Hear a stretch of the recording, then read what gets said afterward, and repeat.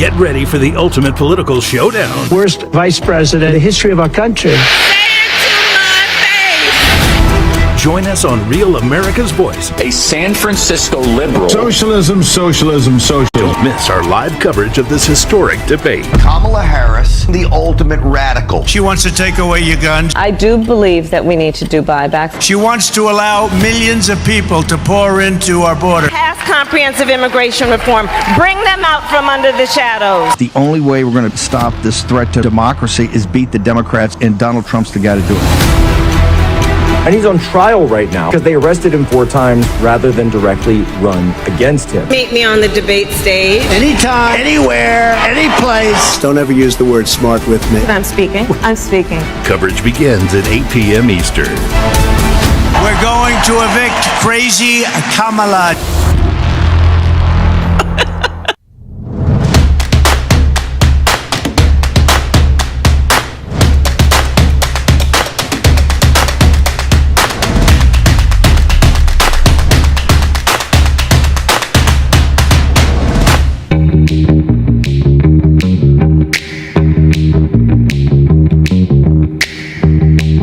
Live from Studio 6B on a Monday night, September 9th, 8 p.m. on the East Coast. Real America's Voice. Glad you're in on a busy Monday night. Slick's going to have some sports. Rick Delgado's here is going to have the news. Kevin Downey Jr. sitting in with the boys.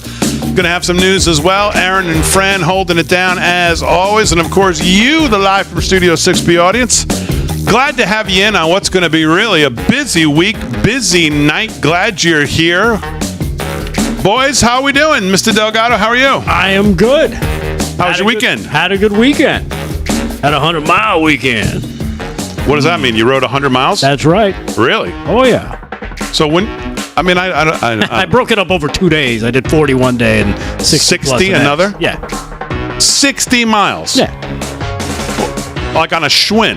No, yeah. No, not on a Schwinn. No, on a nicer bike than that. On a nice bike? Yeah. Like one of that would be in the Tour de France? Yeah, correct. Oh, okay. How do you ride? So when you ride 60 miles? Yes. I mean, that's like, you go like out east? You go, where, like you go out east? Head out east, North Fork, cut across the island, come back around. It must be a pretty nice ride, actually, now that you mention it. It's not bad, as long as you don't get hit by a car. It's great. Well, yeah, that always can factor in to be a negative. Yes, getting hit by a car would send the day probably in not a great direction. Right. So, other than that, it's a cool thing to do. Okay, very good. Mr. Downey Jr., how are you? Good, thank you. I don't ride my bike because if I did that, I would spill my bourbon. Yes, exactly. Where to put your cigar and where to put the Balvenie? I just don't know. I'll tell you. The greatest weekend of the world is just that. Except I went bourbon. I'll get into the Balvenie as it gets a little cooler. I had a nice Romeo and Juliet. There you go. And a bourbon or 4, I forget. And yeah, man, when there's nothing to do, that's great. Where do you put your smoke and your scotch when you're riding that bike 60 miles? Come on now, Delgado. We can't be doing that. So how is it saves me from the pain of watching football and the disgusting display of Giants football. I couldn't decide if the uniform sucked more or Daniel Jones. No, I think it's pretty clear that it's your quarterback. I think it's the quarterback. It's no doubt that it's your quarterback. It's going to get ugly quick in New York for Brian Daboll and the Giants. And Daniel Jones. It's already ugly for him. Yeah. You see him leaving the stadium. It was uglier after the game than it was during the game. Yeah, he probably could have changed into a purple uniform. They would have cheered him. I mean, that was brutal. Well, speaking of, I guess, brutal, the odds makers, we had our first one on Friday. Oh, man. well, what are you going to do? I mean, it's just, this is the reality of sports betting, which is one of the reasons, I guess, we enjoy doing this odds makers to show how tough it is. It is tough. So, Aaron, after week one, where do we stand with the odds makers records? Now, this year we've worked in the audience, our beloved Live from Studio 6B Real America's Voice audience, to partake in the odds makers. And of course, our first guest was last Friday, and that was Aaron's dad, who was great on the show. I mean, set the bar so high. that somebody wrote in and said, I'm going to take myself out because I don't think I could do that. Which, I mean, listen, props to you for realizing it ahead of time. Yeah. So very good. But, well, if we get now to the records, Aaron, where did we end Odds Makers Week 1? So we ended up, I am 4-2. 4-2, very respectable. Wow, very good. 4 out of 6. That is impressive. Slick is at 500, 3-3.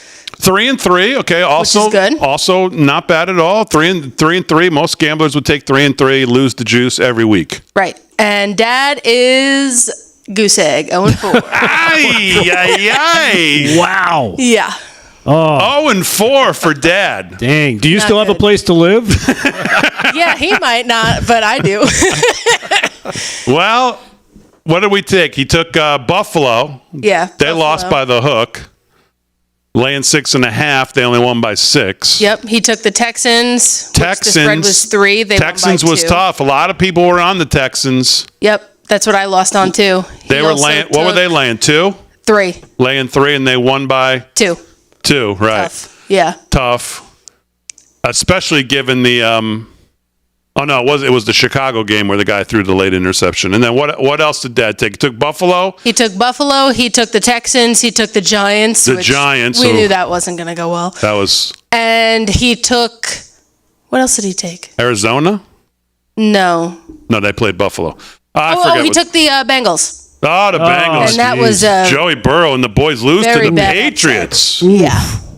That might be the surprise of the week. Gerard Mayo and the Patriots getting off to the 1-0 start. That was a big surprise too. So, and now, Aaron, you're not out of the nervous Nelly has not gone away because, of course, tonight, your team plays.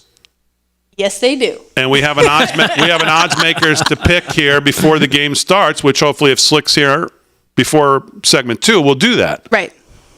So big tension convention here in the studio tonight as the Jets take the field. And, of course, the question is how many plays will Aaron Rodgers make it this season? All of them. All of them. Okay, Aaron says. So we'll see.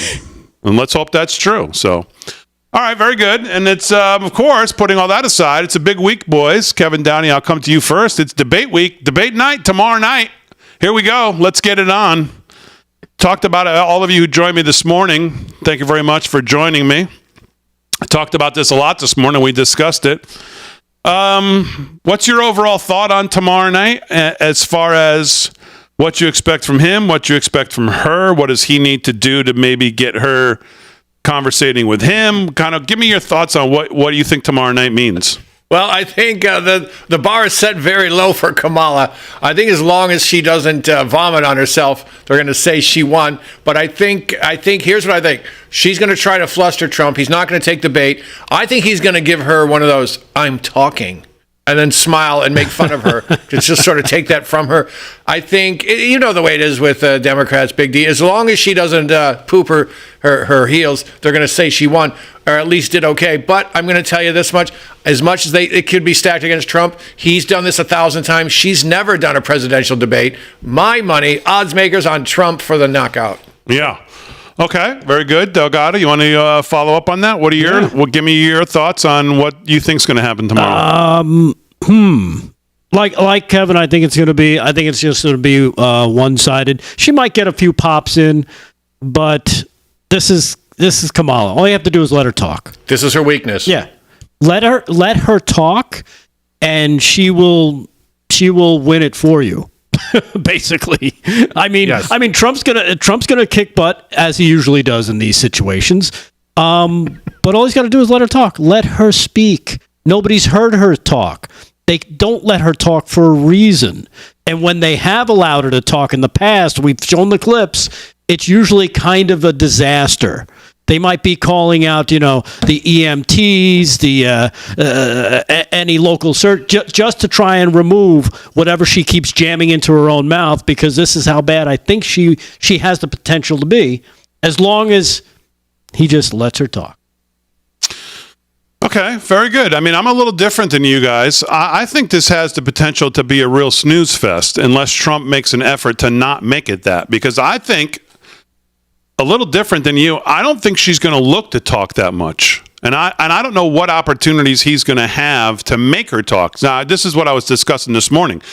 Does Trump have to find a way that they'll say the end of his time to speak, whatever the subject matter is, he finds a way to work in something directed to her and then turn to her and say, how do you explain it? Like something like that to get her going? I think he's going to do a lot of that. But I think the problem because I think she's going to be overly programmed. I think they've had her in a room and they're saying, okay, we have here's the question.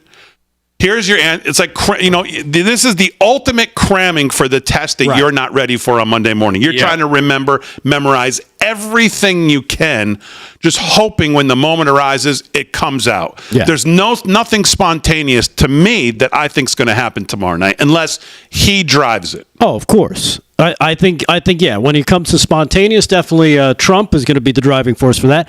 What you were saying, though, is she's just going to talk. Say the first part again. I think she's going to be so programmed that it's going to be whatever the question is, and she's just going to, turn on the recorder of what she's practiced now for 3 weeks. Yeah. She's going to say it, and that's going to be it. And then all of a sudden they're going to be, you still have a minute left. That's where Joe ran into it. Remember, he had 2 minutes to answer questions. He was done in 25 seconds. Joe, you still have a minute and 35 to go. Yeah, but see, I don't think she's going to. I don't know. See, I think going in thinking she's just going to fall on her face, given the bar for Biden, I think that might be I don't know. I think that's a misguided because she's not him. She'll do better than Joe. The brain's younger. It's younger. I mean, I think she'll be able to fill the time. I just think she's going to fill the time with just all pre-programmed, just blah robot answers. But I think of course, the moderators are going to be there to get her across the finish line. But I think that's where she's going to run into the problem. She's going to start mixing up things. Because like you said, she's cramming right now, right? They've had her sequestered for 5 days. All of a sudden, 2 plus 2 is going to equal the capital of Tennessee.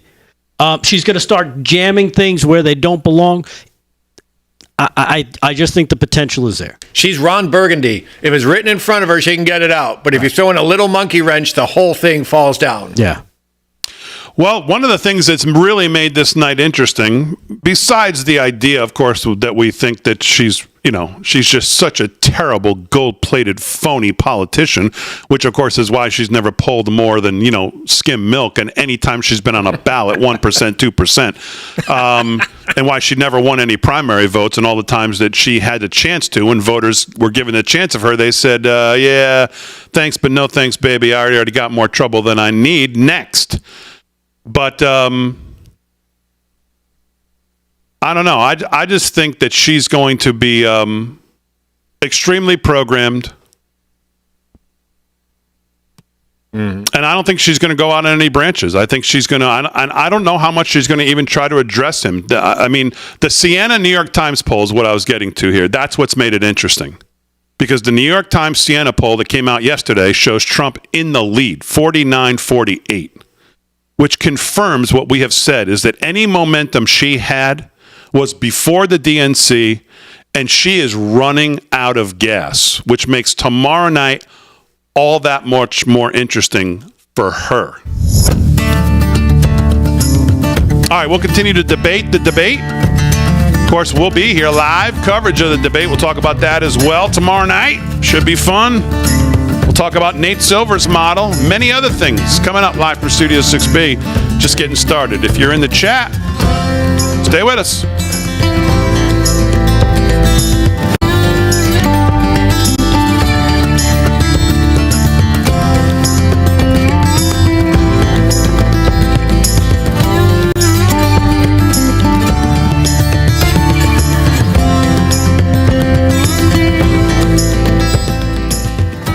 That's killer. All right, what's in the chat? What's going on, everybody on X, YouTube, Facebook, wherever you are? Thanks for watching. Hit the like, subscribe, thumbs up, whatever platform you're on. Make sure you subscribe to the channel. We appreciate it.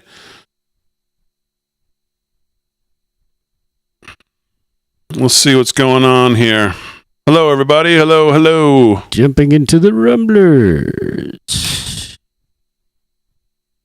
Hello, everybody on X. Slick's coming, Dave. He's always late on Mondays. He's got his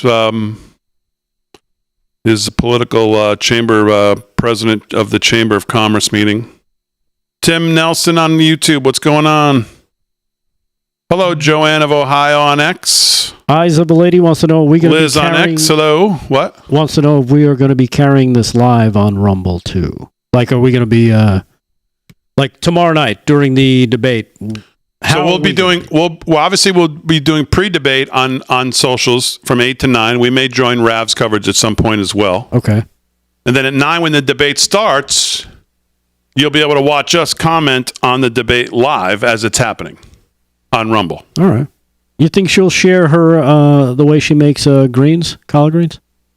I don't know. On the debate? Damon, I can't find your morning show. Well, it's on X and YouTube and Facebook as of this morning, and I think we're adding Rumble tomorrow.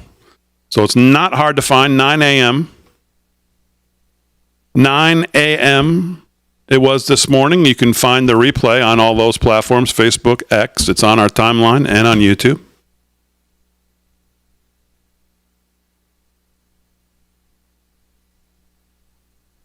That's why it's important to hit the bell notification, especially, I don't know if you can do it on X and Facebook, but I know on YouTube you can. You'll get alerted when I'm live. I think X does send out an alert as well. I actually got my own alert on X this morning that I was live, and I said, "Oh, look at this! I'm live." Did you know about it? Did you like? Oh, no, I didn't remember that I was live. So it's like, oh shit! I better start talking. She's memorizing her lines exactly. Yeah. Yeah, that's my fear, that this thing could be a real snooze fest. Well, if you're looking for a monkey wrench, he'll be right there sitting next to her.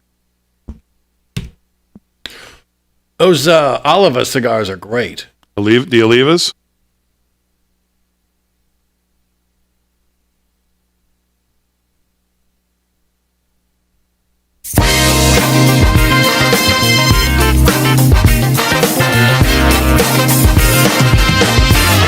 $17 past the hour, live from Studio 6B on a Monday. Getting a big week started. Debate night tomorrow night.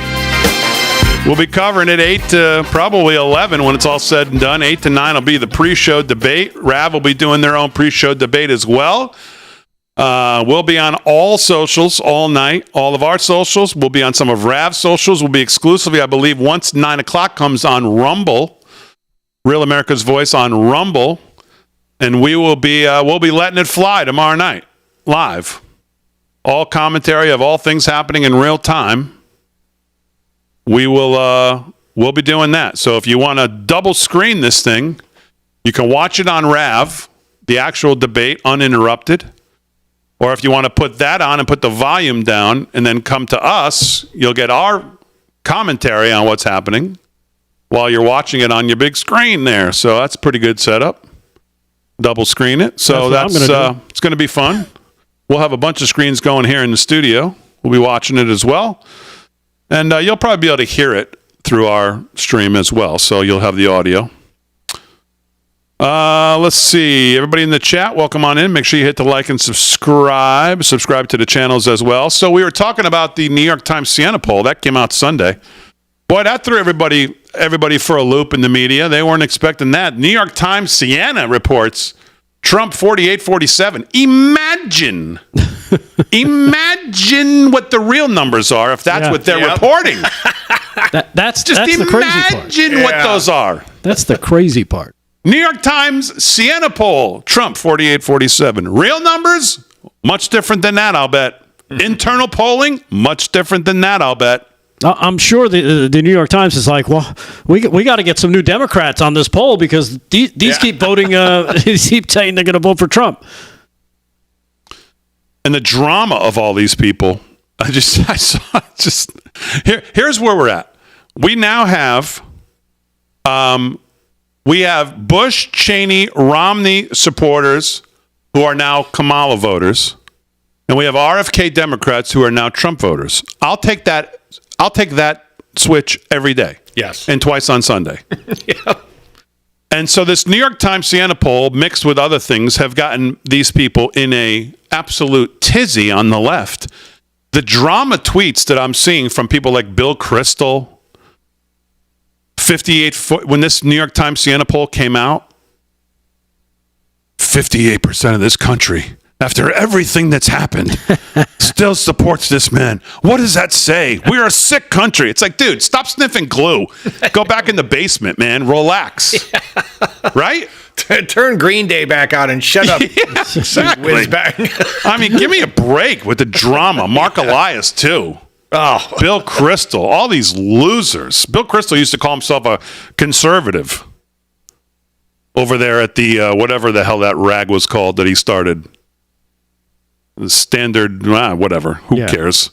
Well, you know what it is. Line slicks birdcage with it. They're all flipping out because they see what's coming down the pike. It's the same thing that I talk about with Biden when he loses and he walks. Well, when he walks away, that's it. The Biden brand is over. There is no more. There are no more deals. There's no more influence because they have nothing to offer. Biden is gone. Joe Biden is gone. Hunter Biden, yeah, he's a crackhead. Nobody's going to want to deal with him, for real. Mm-hmm. They're just using him as a conduit to get to the guy they want to get to, the big guy, to kind of push through whatever they want. The same thing's happening here, which is why you have the Bill Kristols and the Dick Cheneys and all these people flipping out. They're like, oh, I'm going to support Kamala. This is the blob. This is the swamp coming together, saying, oh my God, we're going to lose our power and our influence and our money stream. Yep. We have to do something. We have to come together to save this democracy we built. It's not a real democracy. No. It's something that they built for their own use, for their own benefit. Absolutely. So this is why they're flipping the F out, because they're like, oh my goodness, I told this guy I was going to get his son this job. I told him he was going to be a senator. I thought he was going to be an ambassador. None of this stuff's going to come to, and all that money that they took in, they're going to be like, we're going to like that back now. Yep. Because you guys aren't giving us what we paid for. What we paid for was influence and power, and you can't offer us that anymore. Yeah, the swamp wigglers are circling the wagons. Remember, a lot of people lost a lot of money when Hillary didn't win. Yeah. They were expecting their, like you said, their jobs and their favors, and that never happened. Yeah. And there's too much money to be lost. So I wouldn't be surprised if there's another attempt on the man's life. There's nothing they will not stop at. No. And you know who else lost a lot of money when Hillary lost? Hillary. Yeah. Because all of a sudden that $300 or $400 million little conglomerate they had there, the fresh air fund they used to call it, dried up. It seemed like nobody wanted to donate to her anymore for the good of the world. Yep, and no more donations to the Clinton Foundation to feed the poor kids. Yeah. Never mind. Did you see Tom Cotton on CNN on the Sunday shows with Dana Bash? That's a lesson in how not to let the propagandists propagandize you while you're a guest on their show. Did you hear his responses to all of the nonsense that Tree tried to get by with were great. Especially the Liz Cheney. Dick Cheney left office with about a 9% approval rating. And these people on left-wing media and Democrats called him one of the more vile human beings to ever hold the office. They couldn't say, you can't make up things worse than they said about Dick Cheney when he was leaving office. And again, he left with about a 9% approval rating. He was the human incarnation of Satan. Yes, that's exactly right. Joe Biden himself on a debate stage, I believe with Sarah Palin, said he's the most dangerous man to ever hold the vice presidency. And it went on from there. It was continuous. Dana Bash says to Tom Cotton on Sunday, are you saying that somebody who has worked his entire life to promote conservative agenda doesn't have any kind of is not going to have any effect on the race when he endorses a Democrat? Tom Cotton goes, no, I don't think so. And I think a lot of this has to do with President Trump defeating his daughter by 39 points, by 39 points in her last race. Yeah. She got clobbered in her home state, where the Cheneys are supposed to be revered. Yeah. Yeah. Tom Cotton was great on Sunday with Dana Bash. When it came to the Hunter Biden laptop, he had a great answer.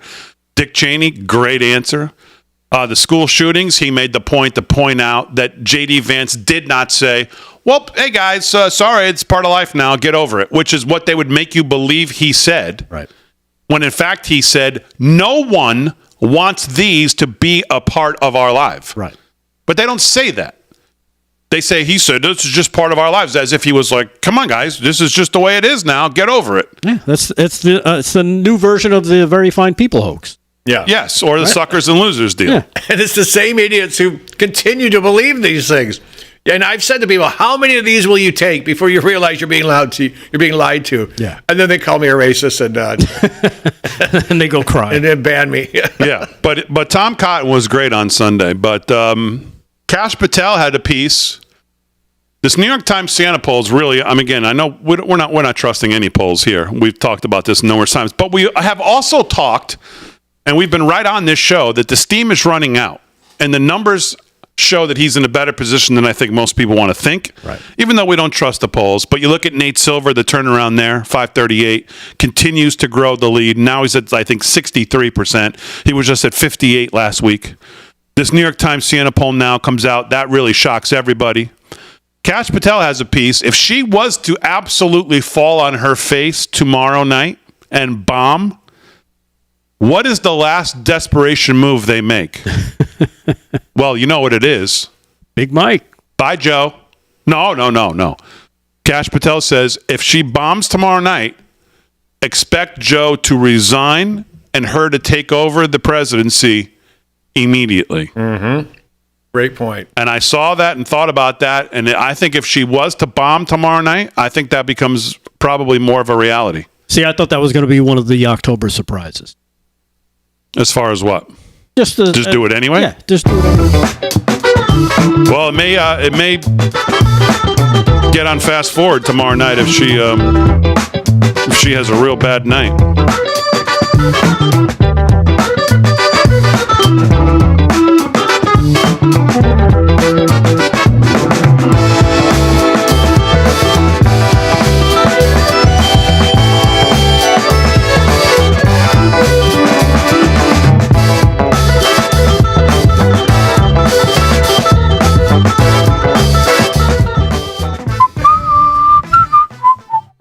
Yeah, we got a whole pack right here.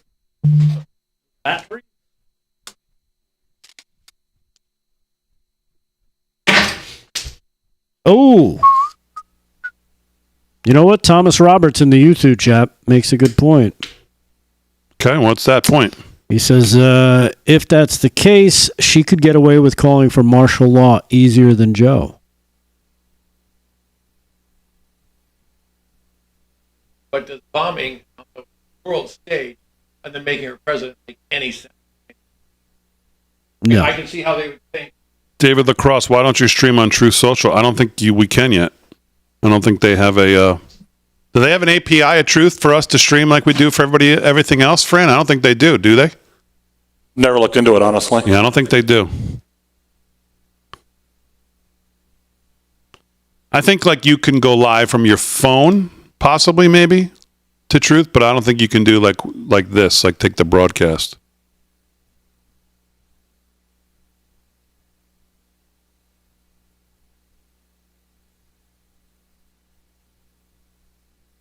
Wheezy Cat. Well, people are saying they do. We'll have to look into it. Wheezy Cat's in the Rumble chat. Wheezy Cat.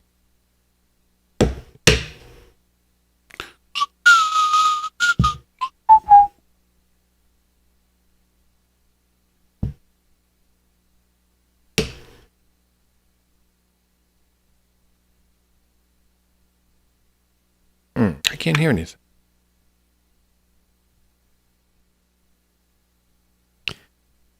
Eyes of a Lady said Kevin's right about another attempt. They're desperate to keep DJT out of the White House. Yeah, I just put new batteries in, too. Yeah. Brian, what signal is he supposed to be on here? 600-600? Or 680-600? It should match everyone else's but yours. There it is. You got it? No, I can, yeah. Oh. Thank you. I didn't do anything. All right.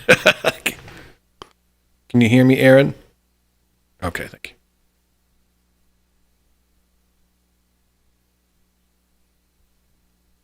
People love your hat, Kev. Oh, thank you. I might wear this Is it true the National Guard is heavy in New York? I've heard that. I haven't been in there. Yep. It always is around this time of year, though.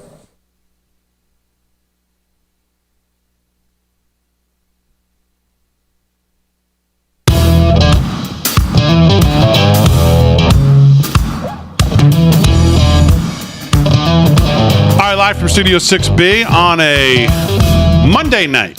Debate week, debate night, tomorrow night. We'll be fired up. Boys will be here. Vinnie Mac will be sitting in with us tomorrow night as well. Kevin Downey Jr. will be doing PJ Media stuff, so he will not be with us tomorrow night. But Vinnie will come in. Of course, Delgado, Slick, myself will be here.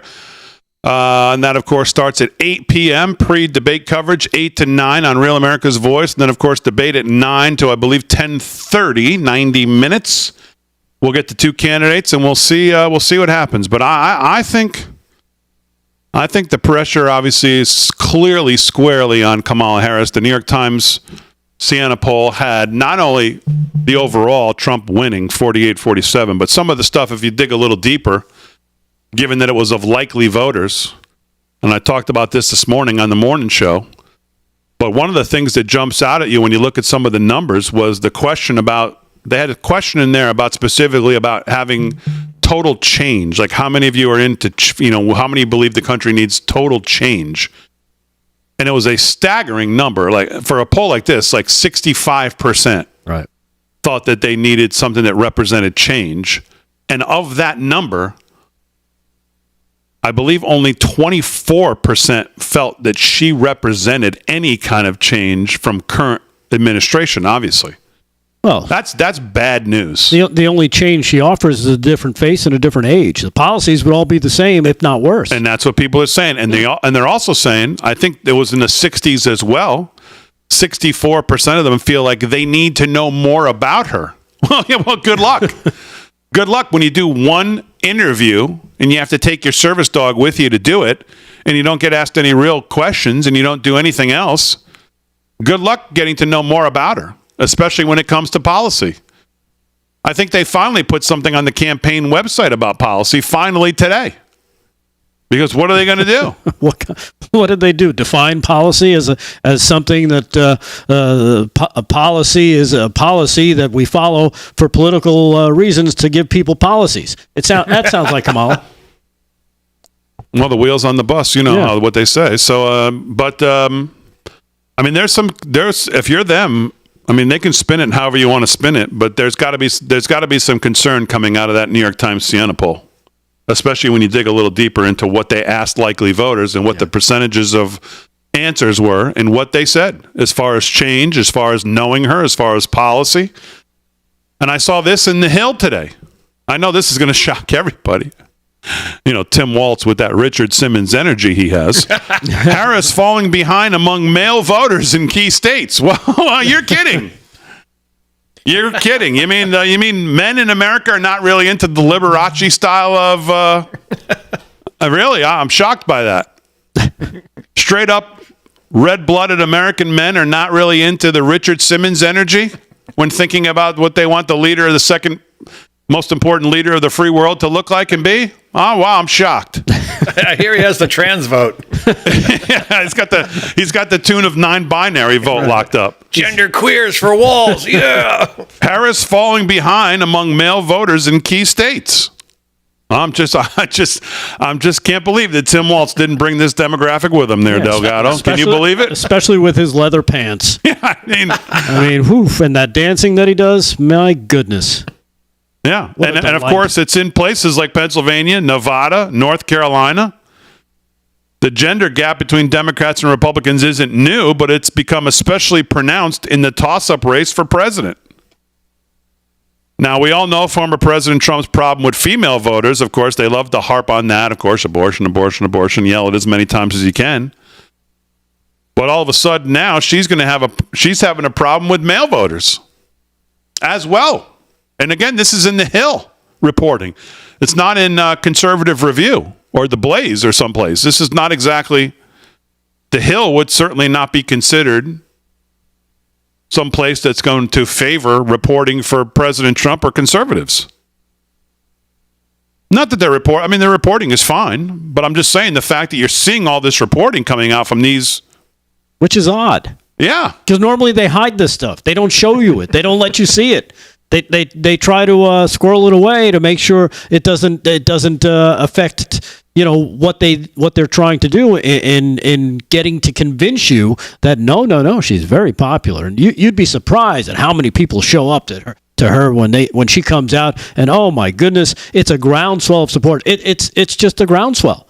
I mean, if you go to the Hill right now on the homepage, the lead story: new poll delivers warning signs to Harris, and that's an article here by Amy Parnes about this New York Times Siena poll. It's front page news. Well, I don't know if Bernie Sanders did her any favors either over the weekend. I don't know if you saw what he said. Yeah. Listen, she's not lying. She's just being pragmatic because she wants to win. Right. Go to the YouTube and look for yourself. Yeah. We have it here, cut number 5. Here it is. I mean, when she's not going to go out and say things for herself, people will say them for her, and they may not be exactly what she wants them to say. Here it is, cut number 5. Described Vice President Kamala Harris as a progressive. She has previously supported Medicare for all. Now she does not. She's previously supported a ban on fracking. Now she does not. These, Senator, are ideas that you have campaigned on. Do you think that she is abandoning her progressive ideals? No, I don't think she's abandoning her ideals. I think she's trying to be pragmatic and doing what she thinks is right in order to win the election. My own view is slightly different. I think that in America today there are a lot of people, rural people, working class people, who no longer believe that the United States Congress and government represents their interests, too dominated by big money interests. So I think that there is something wrong, personally, when we are the only...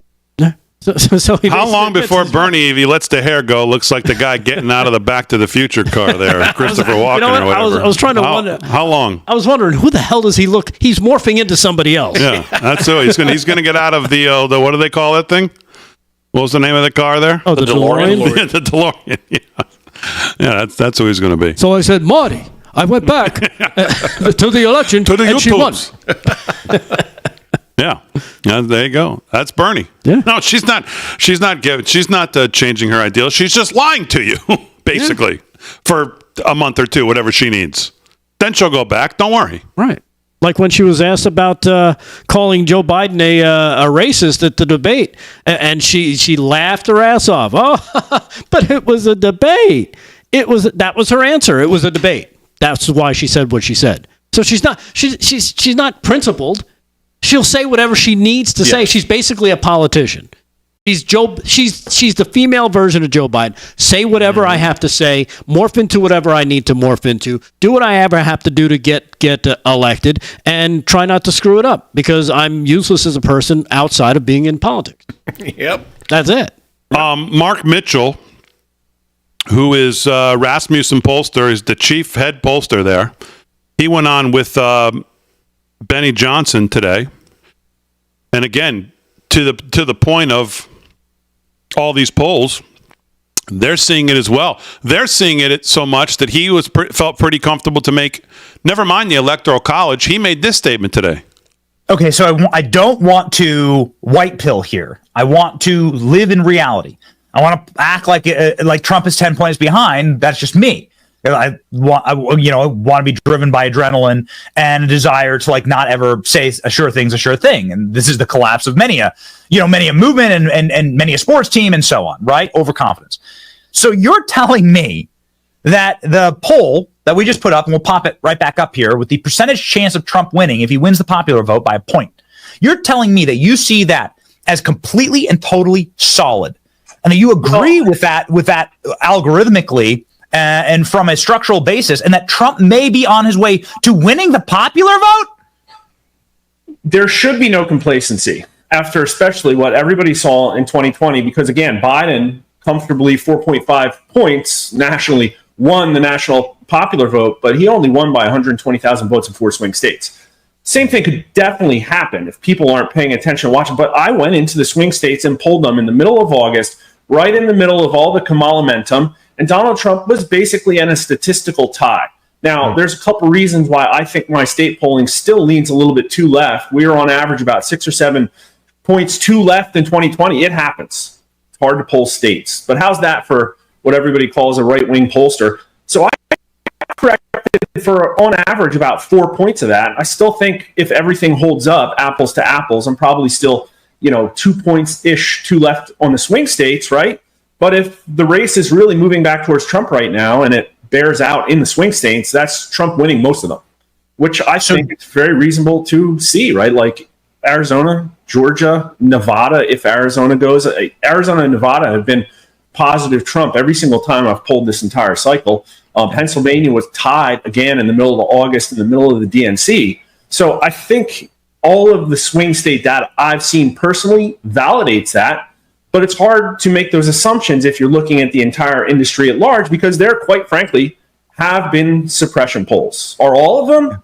No, I do not think New York Times Siena is a suppression poll. I think maybe they're a little too left, but I look at their crosstabs, then it looks like a real poll.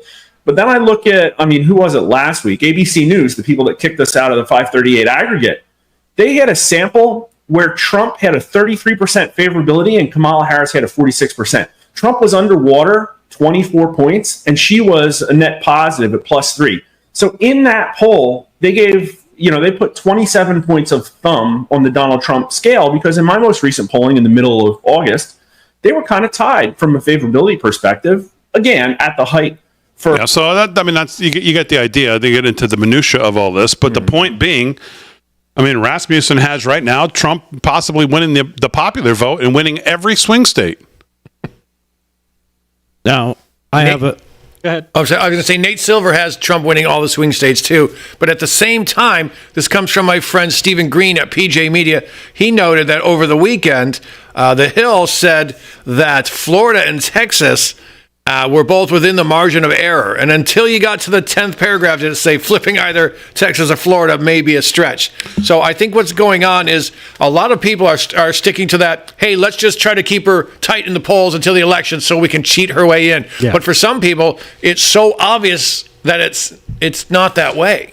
You see, the thing about Trump winning the swing states that I think I would look towards, what do I know about any of this? Nothing.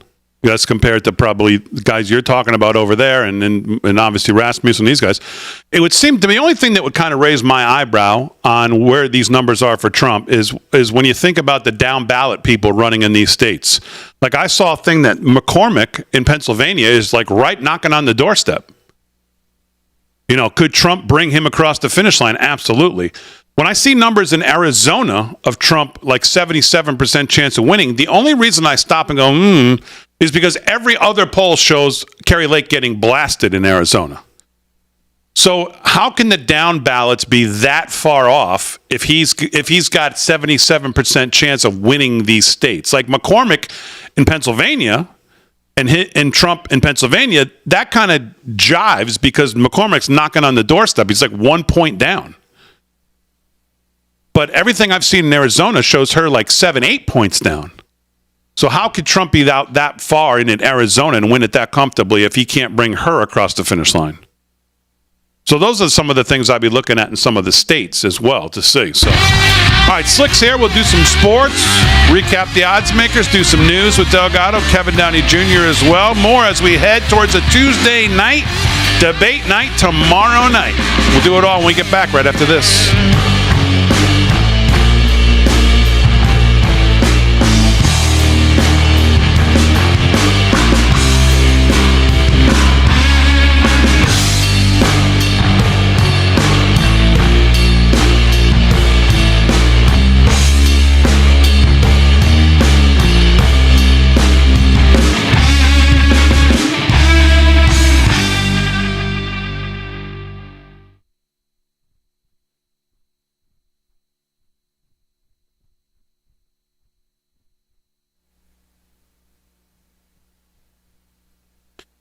Michigan Supreme Court rules that RFK must appear on the ballot.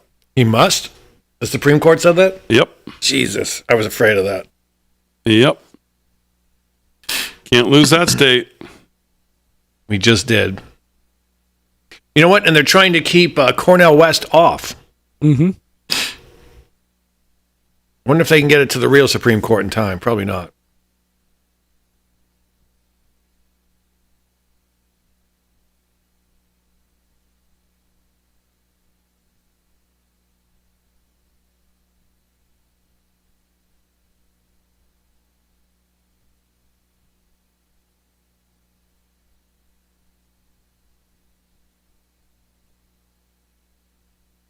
Beth on Facebook says, Kevin Towney Jr., great hat and jacket. So glad you're here. Thank you. Happy to be here. Catherine Alexander on YouTube says, the polls in Arizona may not be right. Calm down. Calm down. Calm down. Okay. Yeah, calm down. That's the only place where they're all wrong. Just calm down. I have a question. I should save it. Save it for what? Save it for air. Because if we start talking about it now, it might lose its surprise. Okay.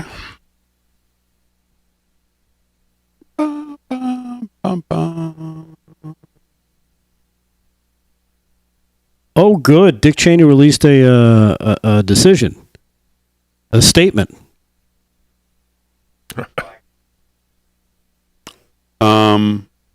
So that'll be fun. A statement? Yeah. Okay. That's great. Good for him.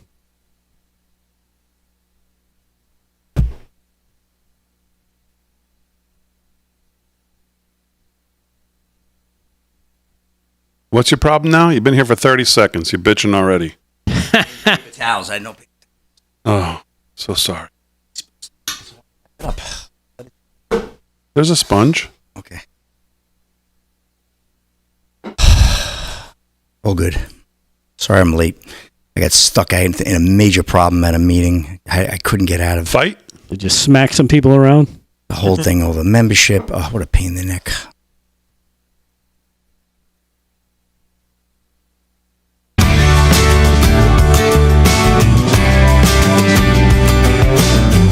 All right, 13 to the hour, live from Studio 6B. On a Monday, Real America's Voice. Tomorrow night, debate night. Coverage, I believe, starts at 8 o'clock on Real America's Voice, 8 to 9. Then, of course, debate 9 to 10:30. Post coverage 10:30 to 11. We'll be here for all of it. Oh, yeah. Slickster's here. Slick, how are you? Doing good, Big D. How are you? Apologize for running a little bit late tonight. No problem. We expect it on a Monday night. Thank so you. how was your weekend?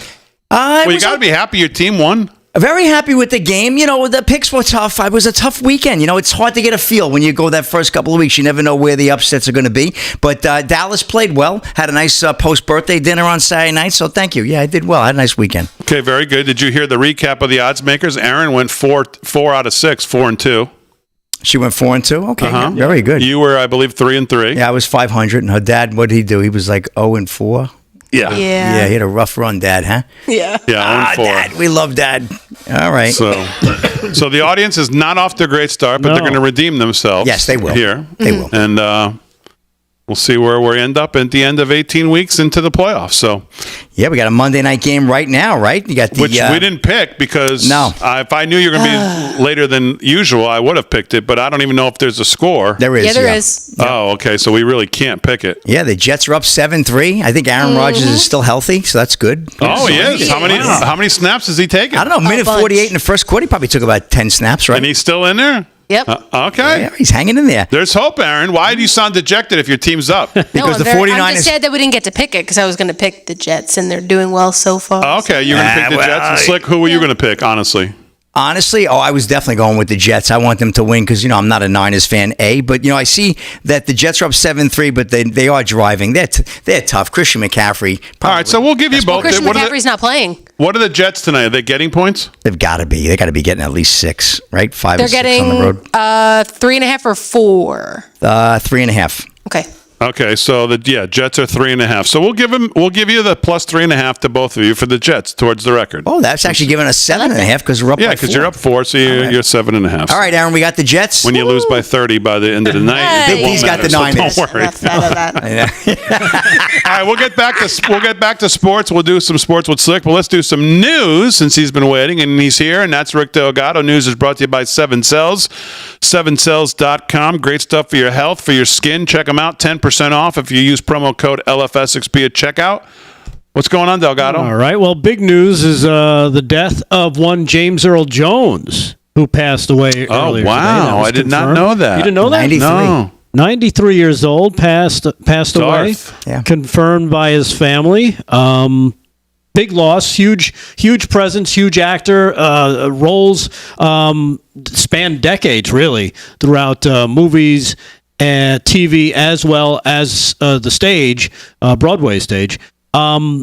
Had a couple clips I thought we would play to honor him, if you wouldn't mind. Of course, the one that probably most people identify him with, not by his face, but just by his voice, that of Darth Vader from the Star Wars movies. Yep. And it's funny because don't play it yet. Hold on. Because and we'll play this from the beginning because the actor in the outfit is not him. It's a man named David Prowse, English actor, very well known at the time. He's very, very highly esteemed English stage actor, and he was the voice. He was the original voice of Darth Vader. And it was only after they filmed this that they decided they needed to overdub his lines. So you'll get to hear the David Prowse followed by what they overdubbed it with. Check this out. And action! Start tearing this ship apart piece by piece until you find those tapes. Find the passengers of this vessel. I want them alive! Commander, tear this ship apart until you found those plans and bring me the passengers. I want them alive! I'm a member of the Imperial Senate on a diplomatic... You are part of the Rebel Alliance and a traitor. Take her away. You are part of the Rebel Alliance and a traitor. Take her away. Yeah, big difference. It's like it's like David Beckham. Somehow I think that maybe if they had gone the original way, well, maybe there wouldn't have been 6, 7, 8, and 9, and 10, and 11, and 12, or whatever. And there may not have been even. Well, we'll see. What was that? That was Empire. That was the second. Well, yeah, there was. Maybe would have been 3. Right. But, just iconic actor, iconic roles that he played. And one thing that I found that I had no idea, Fran was even surprised. He had no idea. Believe it or not. I find that hard to believe. James Earl Jones, one time, for I believe it was the All-Star game, sang the Star-Spangled Banner. Or I should say he voiced the Star-Spangled Banner. Check this out. This is cut number 6. This is crazy good.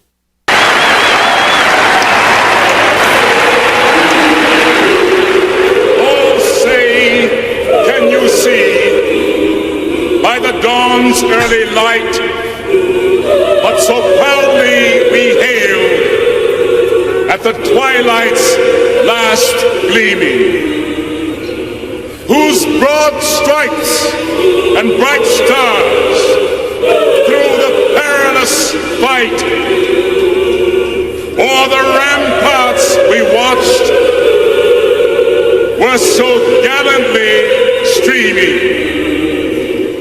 And the rockets' red glare, the bombs bursting in air, gave proof through the night that our flag was still there. Oh, say, can that star-spangled banner yet wave o'er the land of the free?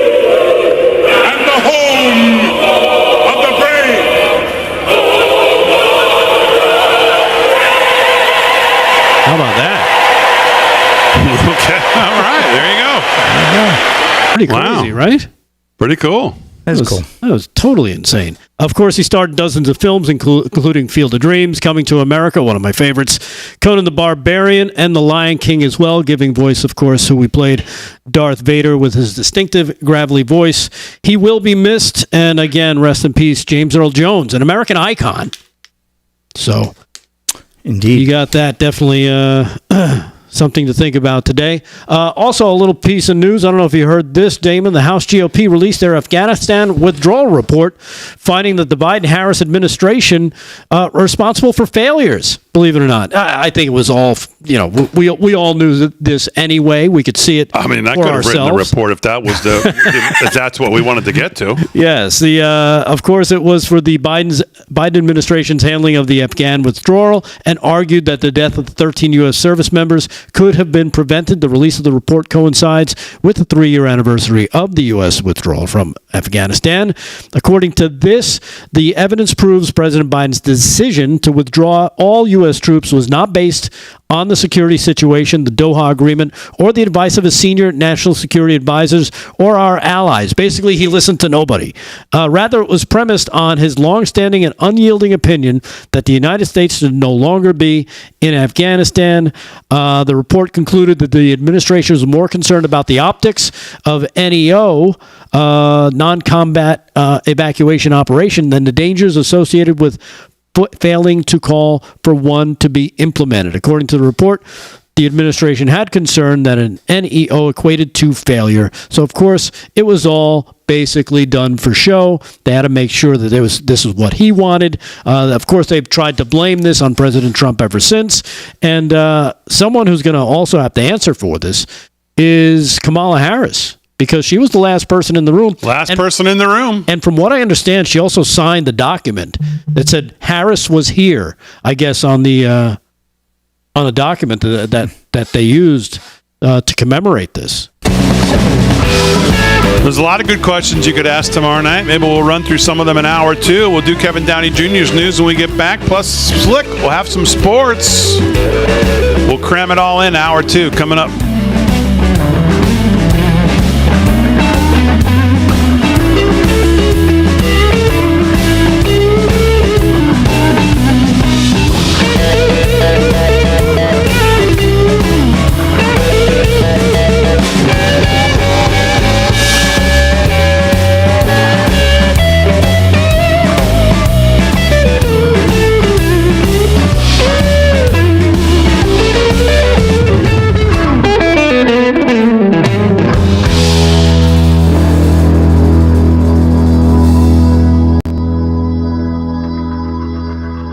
This is CNN. Yeah. Hey, what's up there? Streamers, good to see you all tonight. Damon went to make a coffee because, man's got to have his coffee, of course. I beat him to it. I got a coffee. Must have smelt it from over there. And Delgado, he's orbiting around somewhere. But Kevin, how was your weekend, pal? Thank you, sir. I was saying earlier, those weekends where you have nothing to do? Oh, I love those weekends. They happen about once every eclipse. Yep, it was a bourbon cigar weekend. Was it? Cranked out a couple of articles, it was a beautiful weekend. Chomping on the cigar, cranked out. Now, I'm not a cigar guy, but what kind of bourbon did you have? Okay. So, come on. Woodford Reserve? Yeah. Nope. So Angel, I've got a handful. Bardstown right now is a newer one. It's when I say sweet, I mean caramelly sweet. Oh, I like it. I like it when it's caramelized nice, yeah. Yeah. Then it's a little spendy, but I had a couple bucks in my pocket. There you go. And my guy goes, I always say, what's new? He goes, this is new, and he's a bourbon guy. Okay. And I go, well, what was you do with it? And what was the brand name again? Bardstown. Okay, I have to look for that. Yeah, I like a good bourbon. Yeah, you like it neat or you like it with a little ice? So I like one big Death Star ice cube. Speaking of, I like those new ice cubes. They look like gigantic flash bowls from the '60s. Yep, and I make those at home. You know what else though? Here's the thing: with really good bourbon, I'm afraid to I don't want to say waste it because I love a Manhattan more than anything. Okay, but if you have really good bourbon, you get a really good Manhattan.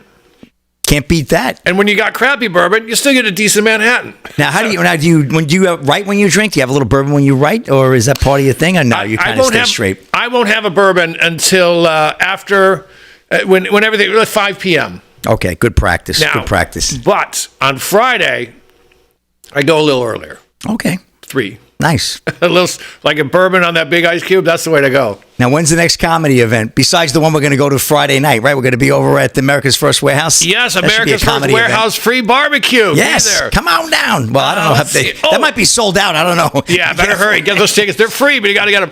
I'm going to be at Parks Casino. Thank you for asking, Slick, on Thursday. Oh, nice. Big MAGA show. It's myself. It's Terry McNeely. Is that why Damon's not going to be here? No.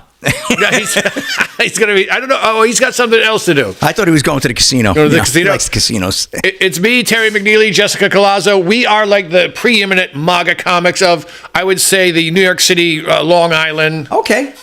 We need more MAGA comics. We need. Yeah. Well, maybe you don't. You like to keep the market. You know, keep a hold on the market. But you know what? I'll tell you this: there's way more than let on. Yeah. They come out to me like gay dudes in the 50s. Like, Downey, don't tell anyone.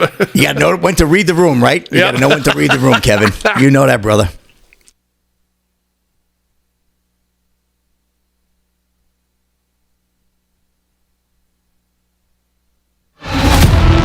Get ready for the ultimate political showdown. Worst vice president in the history of our country. Join us on Real America's Voice. A San Francisco liberal. Socialism, socialism, socialism. Don't miss our live coverage of this historic debate. Kamala Harris, the ultimate radical. She wants to take away your guns. I do believe that we need to do buybacks. She wants to allow millions of people to pour into our border. Pass comprehensive immigration reform. Bring them out from under the shadows. The only way we're going to stop this threat to democracy is beat the Democrats, and Donald Trump's the guy to do it. And he's on trial right now because they arrested him 4 times rather than directly run against him. Meet me on the debate stage. Anytime, anywhere, any place. Don't ever use the word smart with me. I'm speaking. I'm speaking. Coverage begins at 8 p.m. Eastern. We're going to evict crazy Kamala.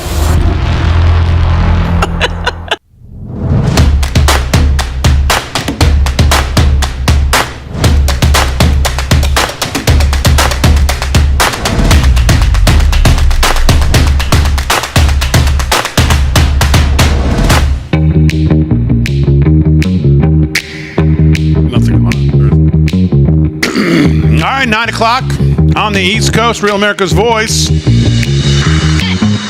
Live from Studio 6B.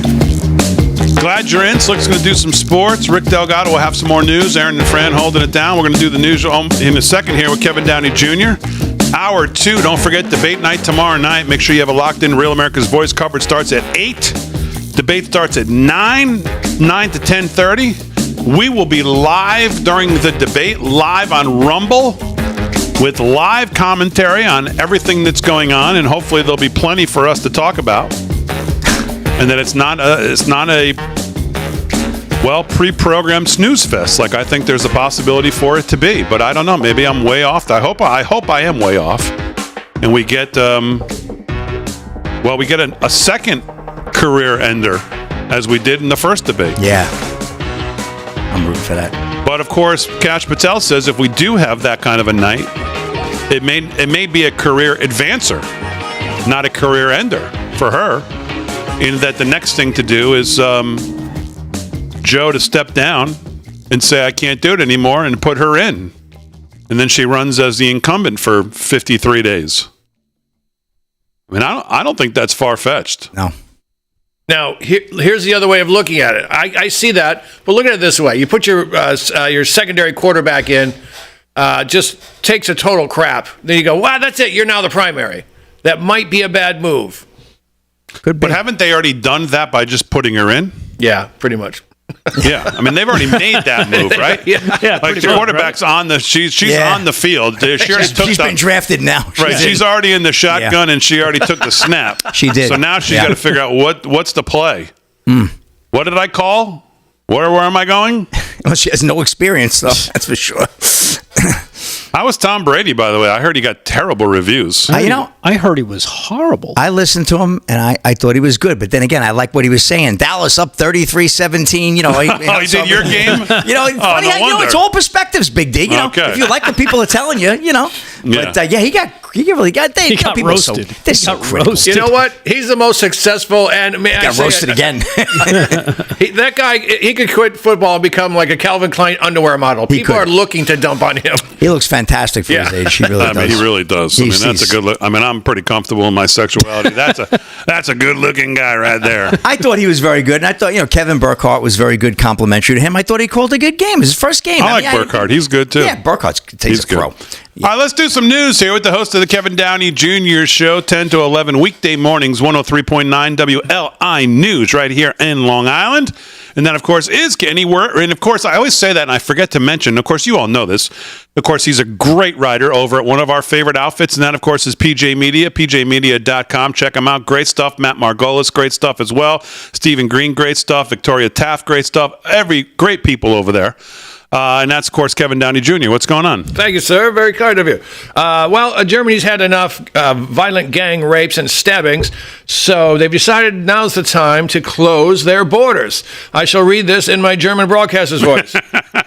The recent deadly knife attacks by the radical Islam has made Germany and the Führer decide to close the nation's land borders on a temporary basis. The Islamic State group claimed responsibility for a recent knife attack that claimed the lives of 3 people in August. Germany shares more than 2,300 miles of land border with Denmark, the Netherlands, Belgium, Luxembourg, and all those other countries they conquered back in the 30s and 40s. The recent election in Thuringia marked the first time since World War II that a far-right party has won an election. Now, by far right, folks, what they're talking about are people that are sick of the rapes and the killings. People who dare say, hey, what's with all these asylum seekers causing such chaos? Now, of course, the globalists can't have that, so they're labeled far right. And in another article, I saw white supremacists starting to take over Europe. So now they're calling these people white supremacists. Anyone who says, hey, that group is trying to replace us and they're causing a lot of violence, you can expect that to come here. They started that years ago. I had no idea. Where are they getting these white supremacists? I happen to know there are roughly 5,000 Klan clowns in the country, about the same number as caged tigers. So it's not like they're that big a threat. But if I say that, that makes me part of the problem. Also, most of the Jewish hatred I see is coming from these Hitler youth on the left. So they have to distract from that. And apparently, if you go against the globalists, you're going to be labeled a racist or a white supremacist, which, as you know, according to Joe Biden, is an existential threat to the United States of America. You can see, folks, when something's happening globally, it's the globalists behind it. And that's what's going on here. Expect more from this. Because as we saw, there's riots in England, riots in Ireland, and let's see what happens here if we feel we've been cheated. And I'm not saying we should riot. Absolutely quite the opposite. Peaceful protests, that's the way to do it, like they're doing in Brazil. But these worldwide protests and these worldwide riots tell me the globalists are on the move. Yeah. I have family from Germany who was just here, spent, as you guys know, spent 3 years this summer. I played taxi driver, chef, hotel owner, and everything. All bartender. But I mean, they're just great. But we talked about this, and there's places there, it's overrun. They've just let they've done what Biden and Harris have done here. They've just let everybody in a much smaller area. And there's cities in Germany that they just won't even go anymore. It's bad. Real problems. Sweden the same way. I met a guy from Sweden. My friend's dad lives there. I said, is it true about the no-go zones? He goes, oh, it's probably more true than your media lets on. Yeah. Wow. All right, Kev, what else is going on? So check this out. As you know, folks, you will own nothing, and you will be happy, according to the World Economic Forum. Well, looky here what I found. One of these apartment takeovers in Aurora. Well, the guy who owned the building, he doesn't own it anymore. The illegal immigrants took it over, and he had some charges against him, some violation codes. So the city just said, well, tell you what, you just sell that to us, and we will drop the charges. Well, that's weird to me because the mayor of Aurora said, this is a bigger deal than just a bunch of gangsters. This comes from somewhere. He said, maybe the state, maybe the federals. And look at that. They had these thugs take over a building, create some havoc, and then they went to the guy and said, well, just hand it over to us and we'll drop those violation charges. I think we're going to see more of this. This is there's a real stink badger in the perfume aisle here. I firmly believe that there's a reason these gangs are here. There's a reason at a federal level. They have some things to do other than cause chaos, which is their number one goal. Because remember, you can't take over a nation. Commies can't do it if everyone's happy and everyone feels safe and everyone's prosperous. So once again, and there's no bigger definition of Marxism than you don't own anything. It belongs to the people. And that's what we're seeing here. This man owned a building and he lost it for pennies on the dollar. And why? Just so that he wouldn't have to pay his violation. He has some code violations, which I'm not going to say every landlord does, but in New York City, pretty much every landlord does. I don't know if there's anything about like Aurora, but I see more of this. The people sneak in like cockroaches, and they tear the place apart, and then they say, well, why don't you sell it to us for pennies? What do you guys think? Olivia Murray in the American Thinker had a great article on this today, as a matter of fact. I believe it was today, maybe it was yesterday, but Olivia Murray wrote about this in the American Thinker just today or yesterday, Kev, talking about this, saying owner of Colorado apartments overrun by gang agrees to hand over property to avoid criminal charges. And she opens her article by saying, when you make a deal with the devil, you better expect hellfire.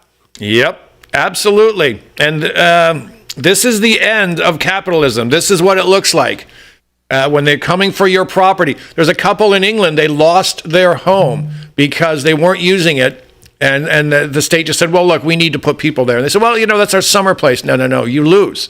You lose. You're going to see it here. You're going to see empty nesters being told, get out of your home. We have a big family from Nicaragua. They want it. And to save the climate, we don't have to make a new house. We'll give them yours, and you can go live in some apartment somewhere. It's coming here if it hasn't already started. This is the beginning of it.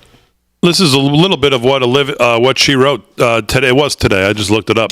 She says, the implications of this set precedent for a much bigger issue. We've got a government levying criminal charges against a property owner, agreeing to wipe the slate clean as long as he surrenders his ownership, gives up his constitutionally protected rights, and forks over a bunch of cash to do what taxpayers already pay for. That is securing the property and rooting out the gangs. But to whom has the responsibility to maintain law and order been delegated? Isn't it that why we have law enforcement? Are we to infer that we, the people, are now responsible for doing what the government won't? Or will we be arrested as if we are the problem? This is all just Marxism, which could largely be summed up as a war on property owners, because owning property is one of the surest ways to secure financial independence and generational wealth. Heaven knows our electeds don't want us to break the change of fiscal slavery. 100%. Yeah. Bingo. Marxism. It's what's on the menu, folks. Vote. Yeah. All right. Very good, Kev. Kevin will do some more news before the end of the hour. We'll do some more news with Rick Delgado as well. Let's do some sports, then we'll do a little more when we get back. Sports is brought to you by Mike Lindell, and here with that is the Slickster. Slicks, what's going on? All right, well, I don't think we're going to have time to get into the odds makers games and go through one by one, but let's talk about right now what's going on. Monday Night Football out in San Francisco, Nancy Pelosi Stadium there. Jets lead the 49ers 7-6, but it looks like the Niners are driving Big D. They have the ball on the 13-second, and so now it's first and goal at the 2. So now, we picked they picked the Jets, and the Niners are making a move. They're a strong team. So Brock Purdy trying to make things not look too purdy for the New York Jets. So one quick story was a death in sports today. Local Ed Kranepool, a teenage Met who lasted 18 seasons, dies at 79. Yeah, Steady Eddie was drafted as a 17-year-old, played more games than any Met, and in 1969 was a member of the World Series champs, the Miracle Mets. This is Richard Sandemar of New York Times. Ed Kranepool, a Bronx-born first baseman whose long career with the Mets began in their first season in 1962 when they were a comically awful expansion franchise, continued through their World Series championship 7 years later, and lasted long enough for their return to the cellar. Died on Sunday at his home in Boca Raton, Florida. He was 79. The Mets said the cause was cardiac arrest. So sorry, he's really a fan favorite here on Long Island, and rest in peace, the great Eddie Kranepool. We're losing a lot of our old players, unfortunately. All right, more sports with Slick when we get back, and we'll do some news all coming up live from Studio 6B. Now 13-7.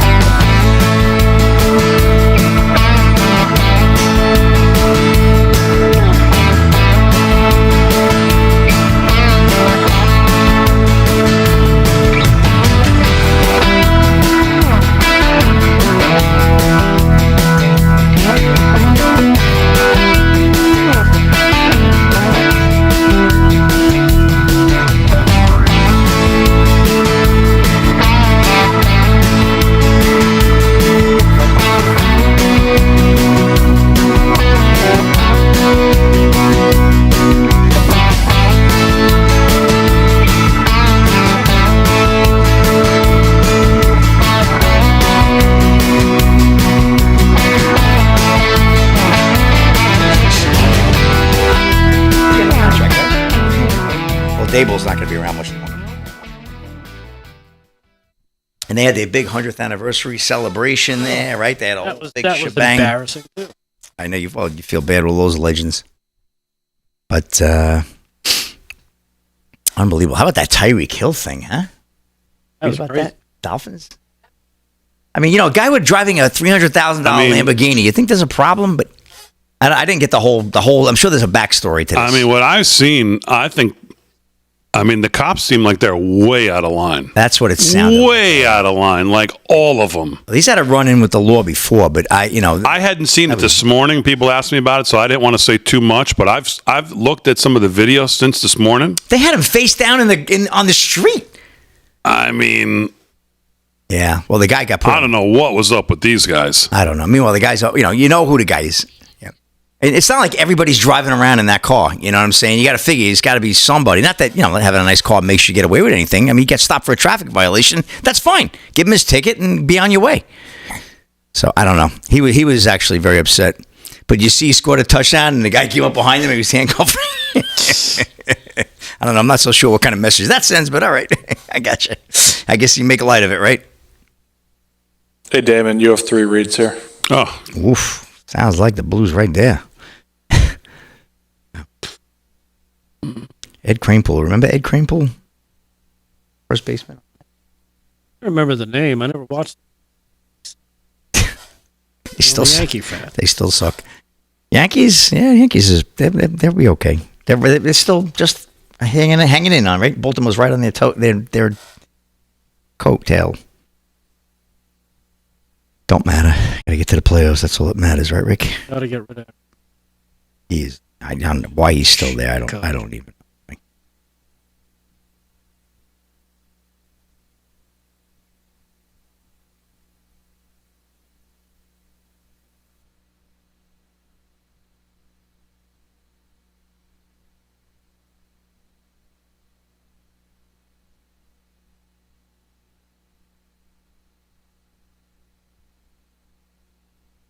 If you're watching on socials, make sure you hit the thumbs up, like, subscribe to the channel. We appreciate it. Share it if you can. Be great. Especially on Facebook. Share it on your timeline if you can. Try to grow the numbers. I'm out.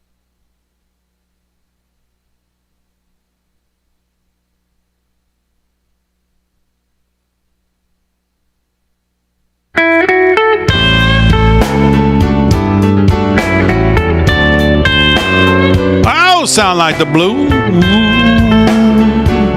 So on a Monday night, let me talk to you about our friends over at Birch Gold. Did you know there's nearly $1 trillion of infrastructure and pandemic funds yet to be spent? That's right. There's a massive amount of money that the lame duck Biden administration is pushing hard to spend in their last few months. If Biden can push out these funds, we could see another prolonged inflation surge, just like during COVID, and I'm sure you remember the terrible effects that high prices have had on Americans and continue to have. But there is hope. A surge in prices can be beaten. How do you hedge against high prices and inflation? Well, the Gold IRA from Birch Gold Group is the ultimate inflation hedge for your savings. To see how to protect your IRA or 401k, get a free information kit on gold by texting the word America and sending it to 989898. Plus, Birch Gold's special offer has been extended through the election. That's right. When you make a purchase, they're giving away free Trump silver coins. These unique collectibles depict President Trump defiantly raising his fist after the attempt on his life. Don't miss your chance to own this one-of-a-kind piece of history preserved in a silver coin. Protect your savings from Biden's spending spree and get your free Trump silver coins all by texting the word America, sending it to 989898 from your mobile device. Just text America, send it to 989898, and get hooked up with our friends from Birch Gold today. Well, did you know there's an organization out there that still backs Obamacare, still backs gun control, still backs extreme transgender policies that endanger your kids? Well, they'll claim to be bipartisan, but last year, 95% of their donations, 95%, of those donations went to Democrats. That's right. It's AARP, and they don't represent the values of American seniors. Fortunately, there's a conservative alternative, and that, of course, is AMAC. The Association of Mature American Citizens proudly champions Americans' right to free speech, religious liberty, and the Second Amendment.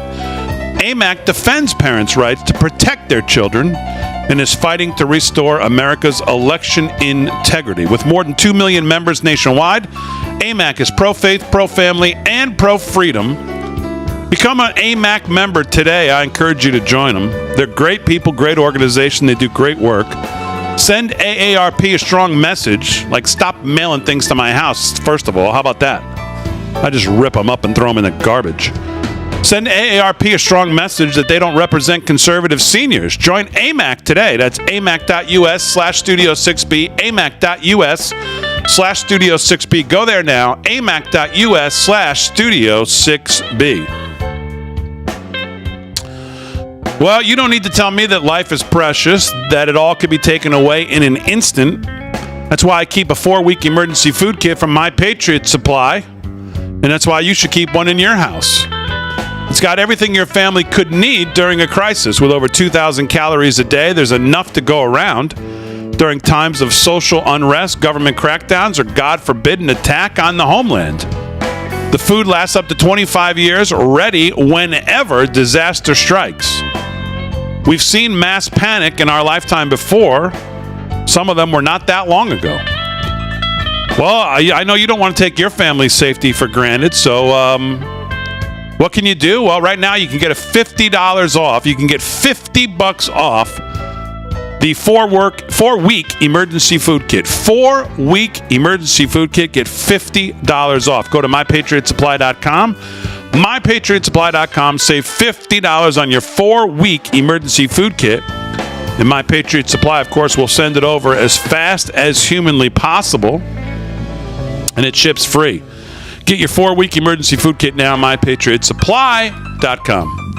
All right, 21 past the hour, live from Studio 6B. Let's do some sports now. We can dig into what's going on. And here with that is Slick Rick Amorati. Sports, of course, is brought to you by our friend Mike Lindell and MyPillow, MyPillow.com/LFS6B. And use LFS6B as your promo code. It'll give you a great savings on everything for as we head into the shopping season that you're going to need. So, Slick, what's going on? So much is going on, Big D. Let me tell you how I'm going to get started right now. Get back to the NFL now. Monday Night Football. Well, the Niners have scored 13 unanswered points. Deebo Samuel punches in a 2-yard run, and they are up 13-7. 5:18 to go in the second quarter. Come on, Aaron. Let's go with these Jets here. And Niners have the ball. We'll keep an eye on that. Major League Baseball. Less than 20 games to go in the season. Let's get to some scores tonight. Rays and Phillies tied at 1, bottom of the 9th.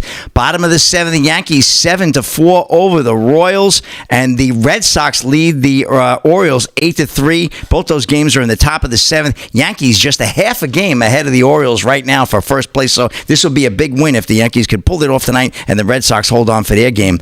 Blue Jays over the Mets 2-1, top of the 8th. Mets are also in a dogfight trying to get into a wild card. Angels 6-2 over the Twins, top of the 7th. Guardians 5-0 over the White Sox. White Sox, this season was over in spring training. Top of the 6th there. And Cincinnati Reds, 2 in a row. What do you know? Over the Braves, 1-0. That was a makeup game from July 24th. And, of course, we got the Cubs and the Dodgers in the nightcap. First pitch, 10:10 p.m. Well, how about a good story for a change? Some good news out of the NHL, and the story broke a little bit earlier today. Here we go. Yes. Okay, so late NHL star Johnny Gaudreau's widow reveals she's pregnant with their 3rd child. Johnny Gaudreau and his brother Matthew were killed in New Jersey. Ryan Gatos of Fox News. Remember, I reported on that earlier last week. Mm-hmm. The widow of late NHL star Johnny Gaudreau announced at the memorial service for him and his brother on Monday that she is pregnant with their 3rd child. Meredith Gaudreau spoke at the service, calling the pregnancy a total surprise. She said she was able to tell her husband before he died, and his reaction was heartwarming. A great story. John and I had the best 6 months as a family of 4. These will forever be the best 6 months of my life, she said via ABC News. There's specifically one week that I will cherish forever. It will be my favorite week of my life out of those 6 months. We're actually a family of 5. I'm in my 9th week of pregnancy with our 3rd baby. Their oldest child child, a girl, will turn 2 years old later this month. Their youngest, a boy, was born earlier this year. In less than 3 years of marriage, we've created a family of 5, Meredith said. It doesn't even sound possible, but I look at it as the ultimate blessing. How lucky am I to be the mother of John's 3 babies, our last one being a blessing and so special despite these difficult circumstances. Johnny, who played for the Columbus Blue Jackets, and Matthew Gaudreau was killed in Salem County, New Jersey, when they were struck by a suspected drunken driver while riding their bikes. Their deaths came on the eve of their sister Katie's wedding. Madeline Gaudreau, Matthew's wife, is also pregnant. Wow. Sean M. Higgins was arrested on the incident. He was charged with 2 counts of death by auto, along with reckless driving. So, well, a nice story is coming out of this, which is really beautiful. I'm glad to hear that. And, boy, he was a hell of a player for Columbus. I got to tell you, what a great NHL hockey star he was. All-star, one of the best to do it. And a lot of other stories. Of course, we talked about Tyreek Hill. Apparently, Big D, reports are coming out of the police union down in Miami that he was uncooperative during the stop. However, his agent tends to differ, and there may be a lawsuit coming. Certainly going to be an investigation here. Yeah, so we'll keep you up to date on that. But as was Tyreek Hill, who's the superstar wide receiver of the Miami Dolphins, actually scored a touchdown yesterday, one of the best in the league, top 3 probably, was arrested driving his car. Apparently, he was driving reckless. They felt he was putting others on the road in danger, and he was pulled over yesterday, was forcibly handled when he refused to get out of the car and cooperate. Apparently, they asked him to sit on the curb. He didn't want to sit on the curb, and they put him down on the ground, face down. Of course, he's not throwing the race card, but he did say, it would be a little bit different if it wasn't the fact that, he was Tyreek Hill. He's not sure what would have happened from there. He was very concerned for his life. So his agent, Drew Rosenhaus, says, they're going to look into it and see about possible lawsuit, but we'll keep an eye on that. I will not even get into Taylor Swift at the U.S. Open yesterday, acting like complete fools with Travis Kelce. In fact, somebody went on to say that Taylor Swift is ruining his career, Travis Kelce, the tight end, at this point. So, like I said, lots to get to. It's a wrap. All right, we'll do some more news with Delgado, Kevin Downey Jr. when we get back on a Monday, live from Studio 6B. Whitlock said that.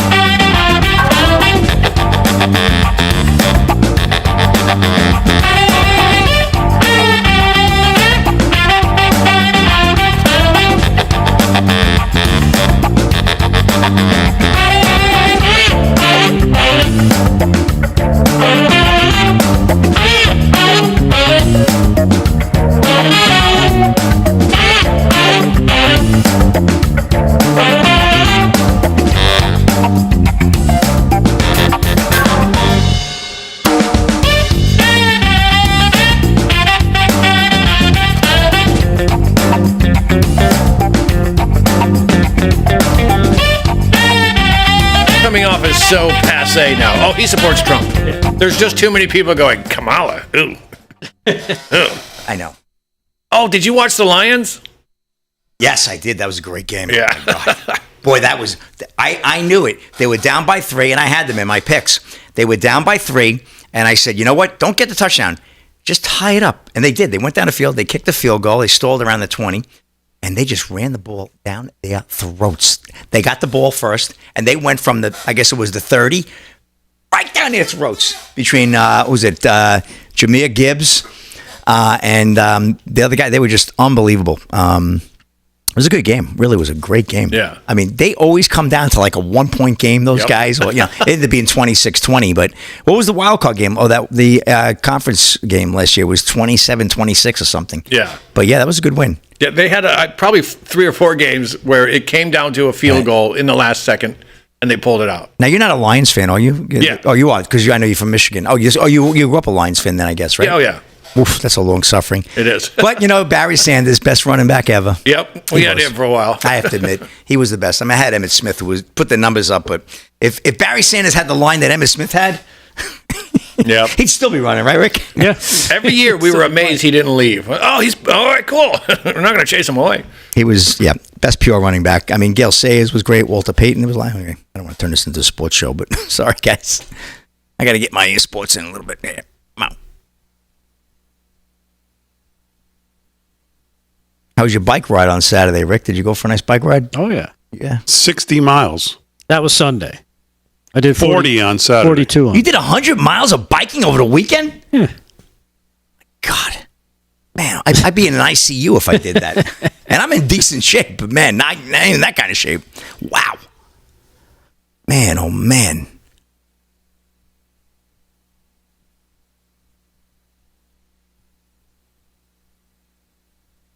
So we all set for Friday night? Yeah. Oh, of course. Yeah. Went over everything again today. At least we'll have a decent host. I do know that you have a desk and you'll have microphones on the desk and you can put your laptops there. This is going to be something. That's good. Are they coming in? They're flying in, I heard, from other parts of the country to see this. They heard Damon's not going to be this, and now they're tripling the flights. Pack them in, baby. Pack them in. I wish you were there. Oh, my God. Don't watch whatever you do. I don't watch that crap on about. I'm describing it as the LFS-6B stage production. It's going to be live from Studio 6 Deep.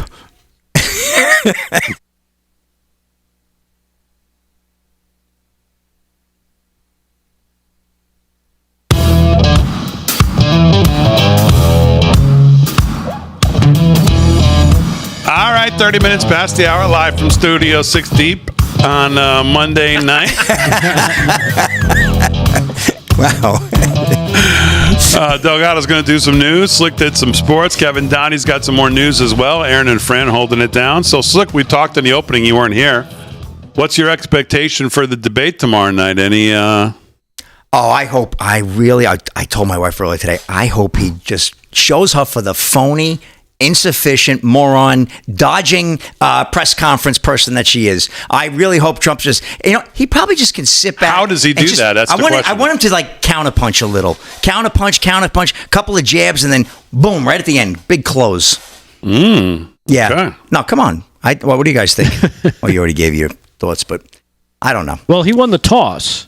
Yeah, I guess the coin toss, so he gets the closing statement. He gets to go last. Well, I think he's got to. So that's a plus. I really hope he talks about, because she's in this whole unity thing now. It's nonsense. I want him to talk about unifying the country because only he can. And he's got to ask her. We need a change in government. Well, what happened in the last 4 years that we need a change? You did nothing. That's what happened. You did a lot of damage or nothing. Both. Coverage starts at 8. He's angry. I am at. Well, you know what? This is, see it for what it is. It's ridiculous. I mean, come on. I mean, there's no way they're going to be able to paint her to look good tomorrow night. I'm making that prediction right here now. There's no way they're going to paint her to look good. I don't care what ABC is going to try to do to prop her up. He's going to get her. Now, no second debate? No? I don't believe so. That's her, no doubt. I would think President Trump. I think she's trying to get out of this one. Hey, she may fall sick tomorrow, Yeah, maybe she'll come down with COVID. She may have cramps. Poly Market has odds on. You can bet that she doesn't show up. Oh, maybe. Is there odds on that? You can bet on anything. You could. Oh, man. All right, well. All right, let's do some more news. Here with the news, brought to you by 7 Sales, is Rick Delgado. What's going on, Delgado? All right. Well, since we're talking about the big debate tomorrow night, why don't we talk about Kamala and what she used to be like? And for that, we go to CNN. Back in September of 2023, CNN did a segment on Kamala and her popularity, or should I say unpopularity. Check out here also what Nancy Pelosi had to say about her. Here she is. This is cut number 1. Check this out. One of Biden's weaknesses, according to these critics, is his number 2, Vice President Kamala Harris. Her numbers aren't great either. A poll from over the summer showed half of voters have a negative view of Harris.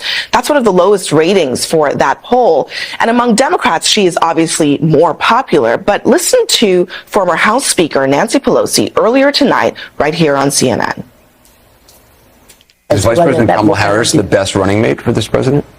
He thinks so. And that's what matters. But do you think she is the best running mate, though? She's the vice president of the United States. So when people say to me, well, why isn't she doing this or that? I said, because she's the vice president. That's the job description. You don't do that much. That's not exactly a loud endorsement. That's a crazy town right there. Yeah. This is back when they were running articles in the Intelligencer and New Yorker about how they need to replace her. So we'll see what happens. Of course, keep in mind this was just about a year ago, so it's amazing how things has quickly changed as soon as she became the. Now she's generational. Yeah, now she's the second coming. Yeah. Speaking of the second coming, he was doing... Where's the Balvenie on this shit here before I answer these questions? Speaking of the second coming to a presidency, we hope. Here's Donald Trump talking about one of the plans he intends to do when he gets back into the White House. And this is him talking over the weekend about free speech. Check this out, cut number 2. Second, I will bring back free speech in America because it's been taken away.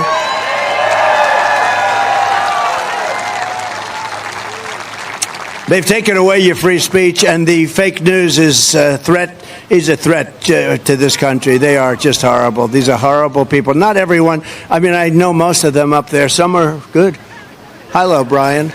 No, some are good, and most of them are just absolutely terrible human beings. They know what's going on. But I will sign an executive order banning any federal employee from colluding to limit speech, and we will fire every federal bureaucrat who is engaged in domestic censorship under the Harris regime. We will do that. By the way, if I had to guess, I would say that was Real America's Voice, Brian Glenn, that he was referring to. If I had a guess. Oh, nice. It certainly wasn't Brian Williams. We know he wasn't there. That's a nice shout out. So nice. And the rest of them are terrible people. I watched that. I thought he was fantastic out of Wisconsin on Saturday. That was a great, he had a huge debate. crowd too. Yeah, Tulsi Gabbard tonight. Tulsi Gabbard tonight said the president is not interested, or her exact quote is, he's not focused on getting under her skin. This is about tomorrow night's debate. He really is focused on the issues that matter most to the American people. President Trump is in great spirits. He's looking forward to this debate. That from Tulsi Gabbard tonight. Not thinking about getting under her skin. No. And he probably doesn't have to. It'll just end up happening anyway. And it could be because maybe he'll bring up something like this of what's going on in Ohio. I don't know if you've seen the story with the Haitians, the Haitian immigrants doing the duck walk. My goodness, it's crazy. All the stuff that I've seen pop up over the last 24 hours. It also has hit Alabama in a city council meeting where it boiled over as residents of a small Alabama city were up in arms over the migrant influx during a recent city council hearing with lawmakers suddenly cut short amid the outcry. In other words, they got scared and they decided to cut everything off and end it early. Meanwhile, state leaders demanded answers from the feds as the migrants appear to be in the country legally under the temporary protective status provisions extended to Haitian nationals by Homeland Security Secretary Alejandro Mayorkas. According to this, the city council in just south of Talladega Speedway, President Tiffany Nix abruptly curtailed the public comments as residents demanded accountability for at least 50 migrants that appeared in the city pretty much overnight. Haiti is a failed state. Their president was assassinated in 2021. There is no way the State Department can vet these individuals, David Phillips, a resident, said before Nix cut in as another resident called out to please let him talk. Also, what I'm mentioning too is the Springfield, Ohio. I don't know if you've seen some of the clips on X. Man, oh man, this is not going well for them either. And it seems like it's been going on for a while, and it's just now starting to be publicized. Check this out. This is cut number 3 about what's going on with the Haitians in Ohio. Check this out. And I'm done with what I'm seeing. It is so unsafe in my neighborhood anymore. I have the homeless that were trying to camp out, and I have made concessions with them, and I try to help them the best I can to keep them from trying to squat on my property. But it is so unsafe. I have men that cannot speak English in my front yard screaming at me, throwing mattresses in my front yard, throwing trash in my front yard. And I can't. Look at me. I weigh 95 pounds. I couldn't defend myself if I had to. My husband is elderly, and last night, after living in this home for 45 years, he said, Noelle, guess what? It's time to pack up and move. He said, we can't do this anymore. He said, it's killing both of us mentally. I don't understand what you expect of us as citizens. I mean, I understand they're here under temporary protected status, and you're protecting them, and I understand that our city services are overwhelmed and understaffed. But who's protecting us? If we're protecting them, who's protecting me? I want out of this town. I am sorry. Please give me a reason to stay. Thank you. Thank you. Unfortunately, they're finding out they're not giving. They don't want you to stay. They want you to leave your house. Yeah. I saw other clips of a man saying there's 7 Haitians living in a house next to him, 11 living across the street. They're expecting more to be dumped on their block, and even all over the internet, it was something where even Elon Musk jumped in over the claims that are going on in Springfield. The owner of X, formerly known as Twitter, reposted claims on Monday saying that 20,000 Haitian immigrants had moved into Springfield and were killing and eating residents' animals. Vote for Kamala, he wrote, if you want this to happen to your neighborhood. And then he later shared a generated picture of a duckling and a kitten with a caption saying, "Save them as well." The Ohio Attorney General's office announced 30 minutes after Vance made a post that it would review legal options to stop the U.S. government from sending unlimited number of migrants to Ohio communities. David Yost commented on the strain to Springfield's economic, medical, and educational systems and alluded to a 2023 school bus crash that left a student dead. The problem isn't migrants. It is the way that too many migrants in a short period of time have come in, according to Yotes. Mm-hmm. Well, the original Crazy Town has some thoughts on the migrants and what's going on in Ohio. Of course, there's only one original Crazy Town, and that, of course, is Mad Max. Mad Max was out on TV today. Oh, was she? And she's got some thoughts on what's going on with the Haitian migrants in Ohio. She is the original. Okay, here's her thoughts. Well, let me just say this, that Haitians have been the victims of, not only our country, but Canada and France for years, historically. They're black, they're poor, it's the poorest country in the hemisphere. They have been exploited, and it continues all the time. They are not, it does not appear that they are seen in the same way that they see others. Haitians have been the victims because they were the first country to fight off, the repression of France. And, of course, France have made them pay a big price for it. Yes, I think they're treated differently because they're black, because they are Haitians, and because traditionally they have not been treated as human beings. Okay. So... they're the victims, Delgado. Yeah, leave it to her. Here could be the person who is actually responsible for all this Haitian problems that we're seeing, especially in Springfield, Ohio, where the Simpsons live. Here's cut number 4. Check this out. That is why, also, starting with our administration, we gave TPS, temporary protected status, to Haitian migrants, 55,000. And then more recently, we extended temporary protected status to over 100,000 Haitian migrants for that very reason, that they need support, they need protection. Yeah, they need protection. And going back to a point Kevin made in hour number 1, this is exactly what they want. They want the people who live in these communities to move out so they can move these Haitians in. That's exactly what's happening. This is just a different city with the same problem. Right? They're basically making it unsafe for the citizens to live there, hoping to scare them out, and then they can scoop up the properties very cheaply. Exactly. It's what we saw earlier. And might I just add, Haiti's had almost 200 years to copy our Constitution, and they didn't. So as much as Mad Max wants to say, well, France did they killed the French off a long time ago, in the 1830s roughly. 1730s. 1830s. They killed them off. So they haven't been punished. They've had a lot of time there.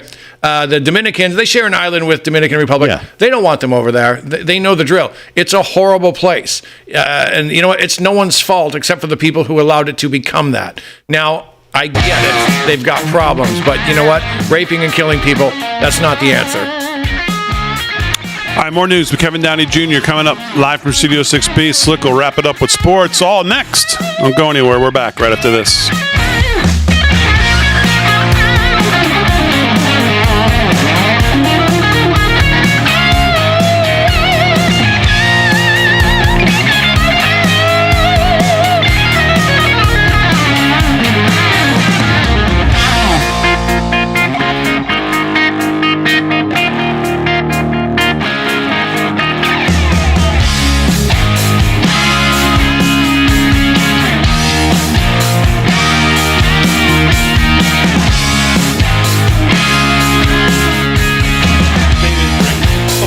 What does it look like you're drinking?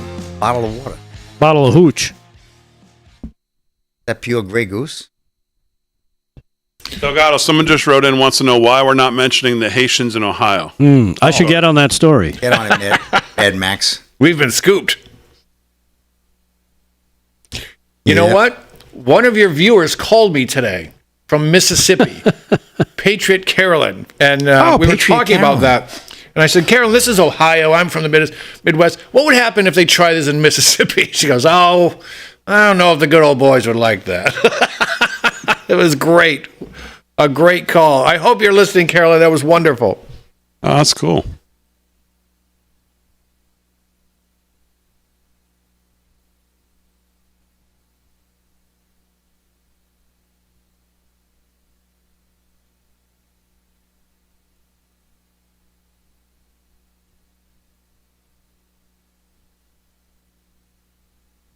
He died now. What happened?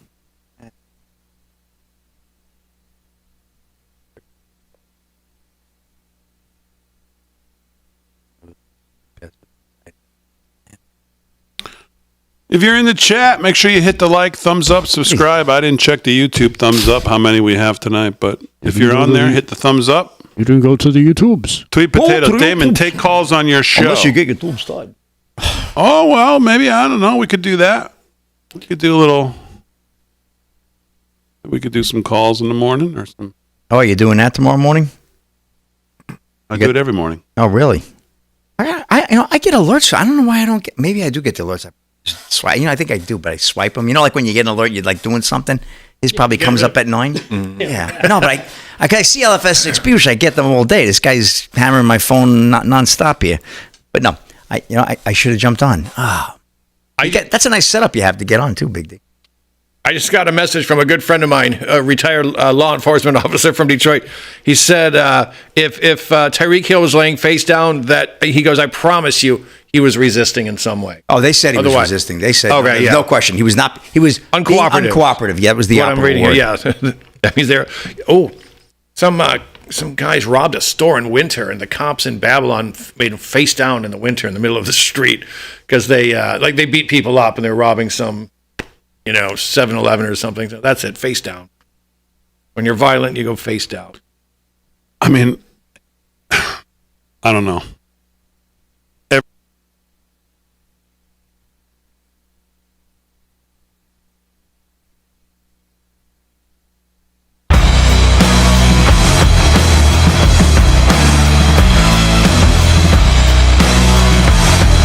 All right, 13 to the hour, live from Studio 6B, Real America's Voice, on a Monday night, getting what's going to be a great week started. Debate tomorrow night. We'll be here all night, starting at 8 o'clock. We'll be on all socials. And then, of course, at 9 o'clock, we'll be on socials, and we'll be exclusively on Real America's Voice Rumble for live, up to the second commentary on what's going on the television for the debate. So if you want to watch the debate, and you also want to get instant reaction, we'll be doing it tomorrow night. So, all right, 13 to the hour, live from Studio 6B. Let's do some sports. Sports is brought to you by Mike Lindell and My Pillow. Use our code LFS6B if you're going to start shopping for the holiday season or for someone's birthday or for Halloween presents or back to school now in September. LFS6B is the promo code to use at checkout. We appreciate when you do use it. We know you have a lot of choices in promo codes. We appreciate when you choose to use ours. LFS6B at checkout. Great savings on great stuff from great people over there at My Pillow. Slick, what's going on? Well, the only Super Bowl the Jets ever won, they won by a score of 16-7. They beat the Baltimore Colts way back in January of '69 to be the 68th Super Bowl champions down in Miami. But tonight they're losing 16-7 at the half to the 49ers. I don't know what Aaron Rodgers is doing. 7-11 of 64 yards. And, I didn't see the inactives. Christian McCaffrey is not in tonight. He did not play. He's dealing with some type of an injury. And they're still down 16-7. I think to be fair, you got to give Rodgers. You got to give him time. You got to give him a couple games, right? Yeah.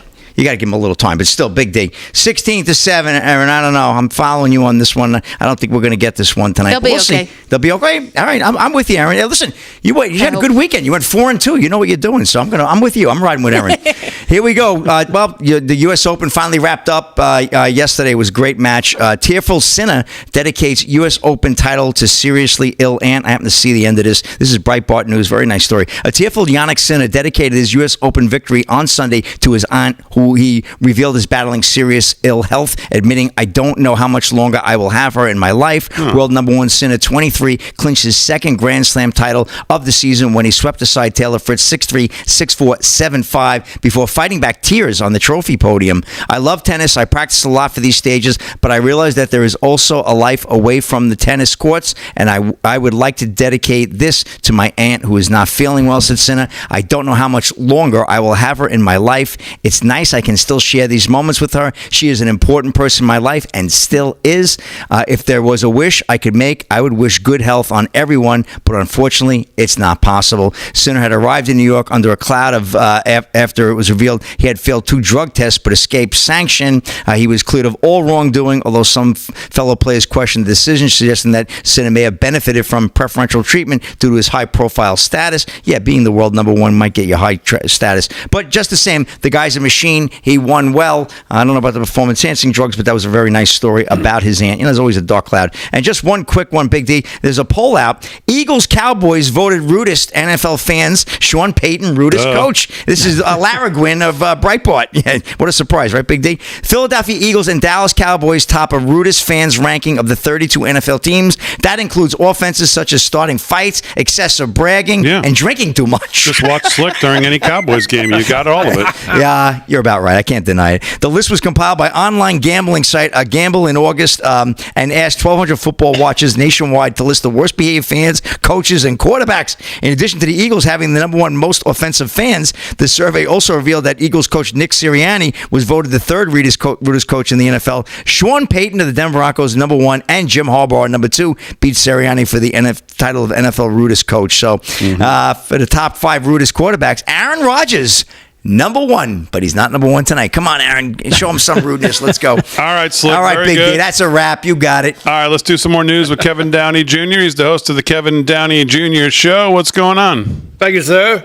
First of all, I want to say Oakland Raiders fans are all thugs. Anyway, moving on. I saw some of the fights. Yeah, okay. Check this out. This is the military-industrial complex on overdrive. This comes from Wall Street Journal.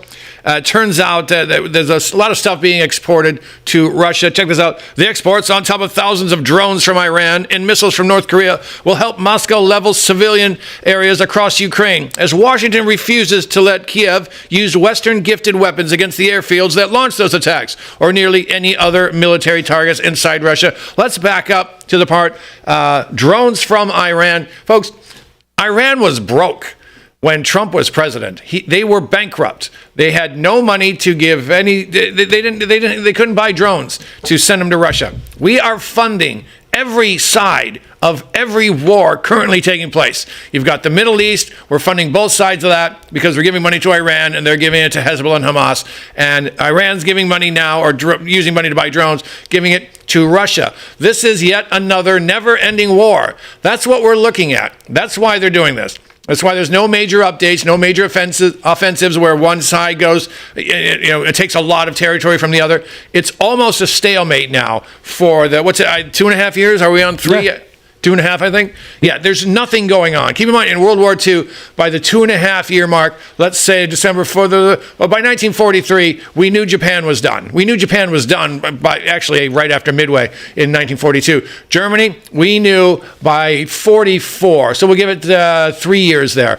But there's nothing going on here. This war is not intended. There's going to be no border changing. This is about making money. And I've heard Ukraine's lost 600,000 young men. God, that would be sick if that happened. I hope it's not that much. Russia's down 100,000 with nothing to show. Keep in mind, there was peace there until Joe Biden got into office. But never mind those Minsk Accords. You're not supposed to know about those. And I've got another one if we got time, Big D. Yeah. I hate these stories, but people have to know. In about past 6 days, 3 animals attacked, 3 women and children, sexual assaults, illegal immigrant who raped a teenage girl by knife point in New Orleans. Another one raped a 12-year-old girl, and another one was kidnapped, but she was able to jump out and run away from the guy before the attack took place. He was arrested. All of them got arrested. That's great, but they're all here illegally. And the question is, when is enough enough? What's it going to take for your pink-haired sister-in-law to go, hey, maybe I'm not going to vote for this? I don't know what it is, but I did write a story at PJ called "This is Why Your Blue-Haired Harpy-in-Law is a Raging Marxist." Maybe the answer's there. I don't know, Big D. Back to you, but I've got more if you want. All right, very good. Kevin Downey Jr., I mean, you're absolutely right about that. When is enough enough? Well, for some of them with the pink-haired sister-in-law, it's never enough. Never. I have one. It's never enough. So. She's a lib. All right, Delgado, anything else on your radar we haven't touched on? Let's see. Well, there's a bunch. There's so much going on. It's tough to keep up. There's so much going on, Big D. So much going on. What are you making tomorrow night? You know what I got? Check this out. I got this. Joe Biden has spent 40% of his presidency on vacation. Oh, I think it's more than that, yeah. I think it is, too. I think they're hiding it. Yeah, I think it's more. I think it's definitely more than that. Because even when he's on duty, he's not on duty. Yeah. his brain is on vacation. Here's a question. Riddle me this. Say President Trump wins the election. Yeah. Right? We get to January 6th, where it comes time to certify the election. Congress to do their thing. Yeah. Right? Do you think Kamala Harris is going to oversee as the vice president? Yeah. Yes, Joe Biden did in 2016. And so did Al Gore. Oh, yeah. Yeah, she is the Senate president pro tem of the Senate as being vice president. That's her duty that day to oversee. And of course, Jerry Nadler and then that creep, what's his name, will get up there and then do the same thing they've done all the time, which is what makes all this question of the 2020 election laughable. All these fake electors and all this. They've done it, and every time they lose, they do all the same stuff. Yeah. And remember, they get up, they object, and the president pro tem says, "Well, do you have it signed by a congressman? Because you have to have someone from the Senate, someone from the." And no, of course not. Well, then we don't want to hear it.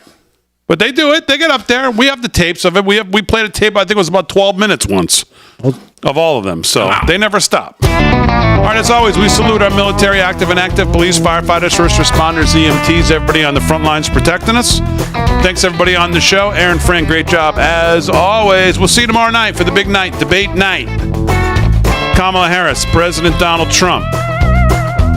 Let's get it on tomorrow night, 8 p.m. We'll be here. Hope to see you there. And I'll see you in the morning, 9 a.m., live from Studio 6B.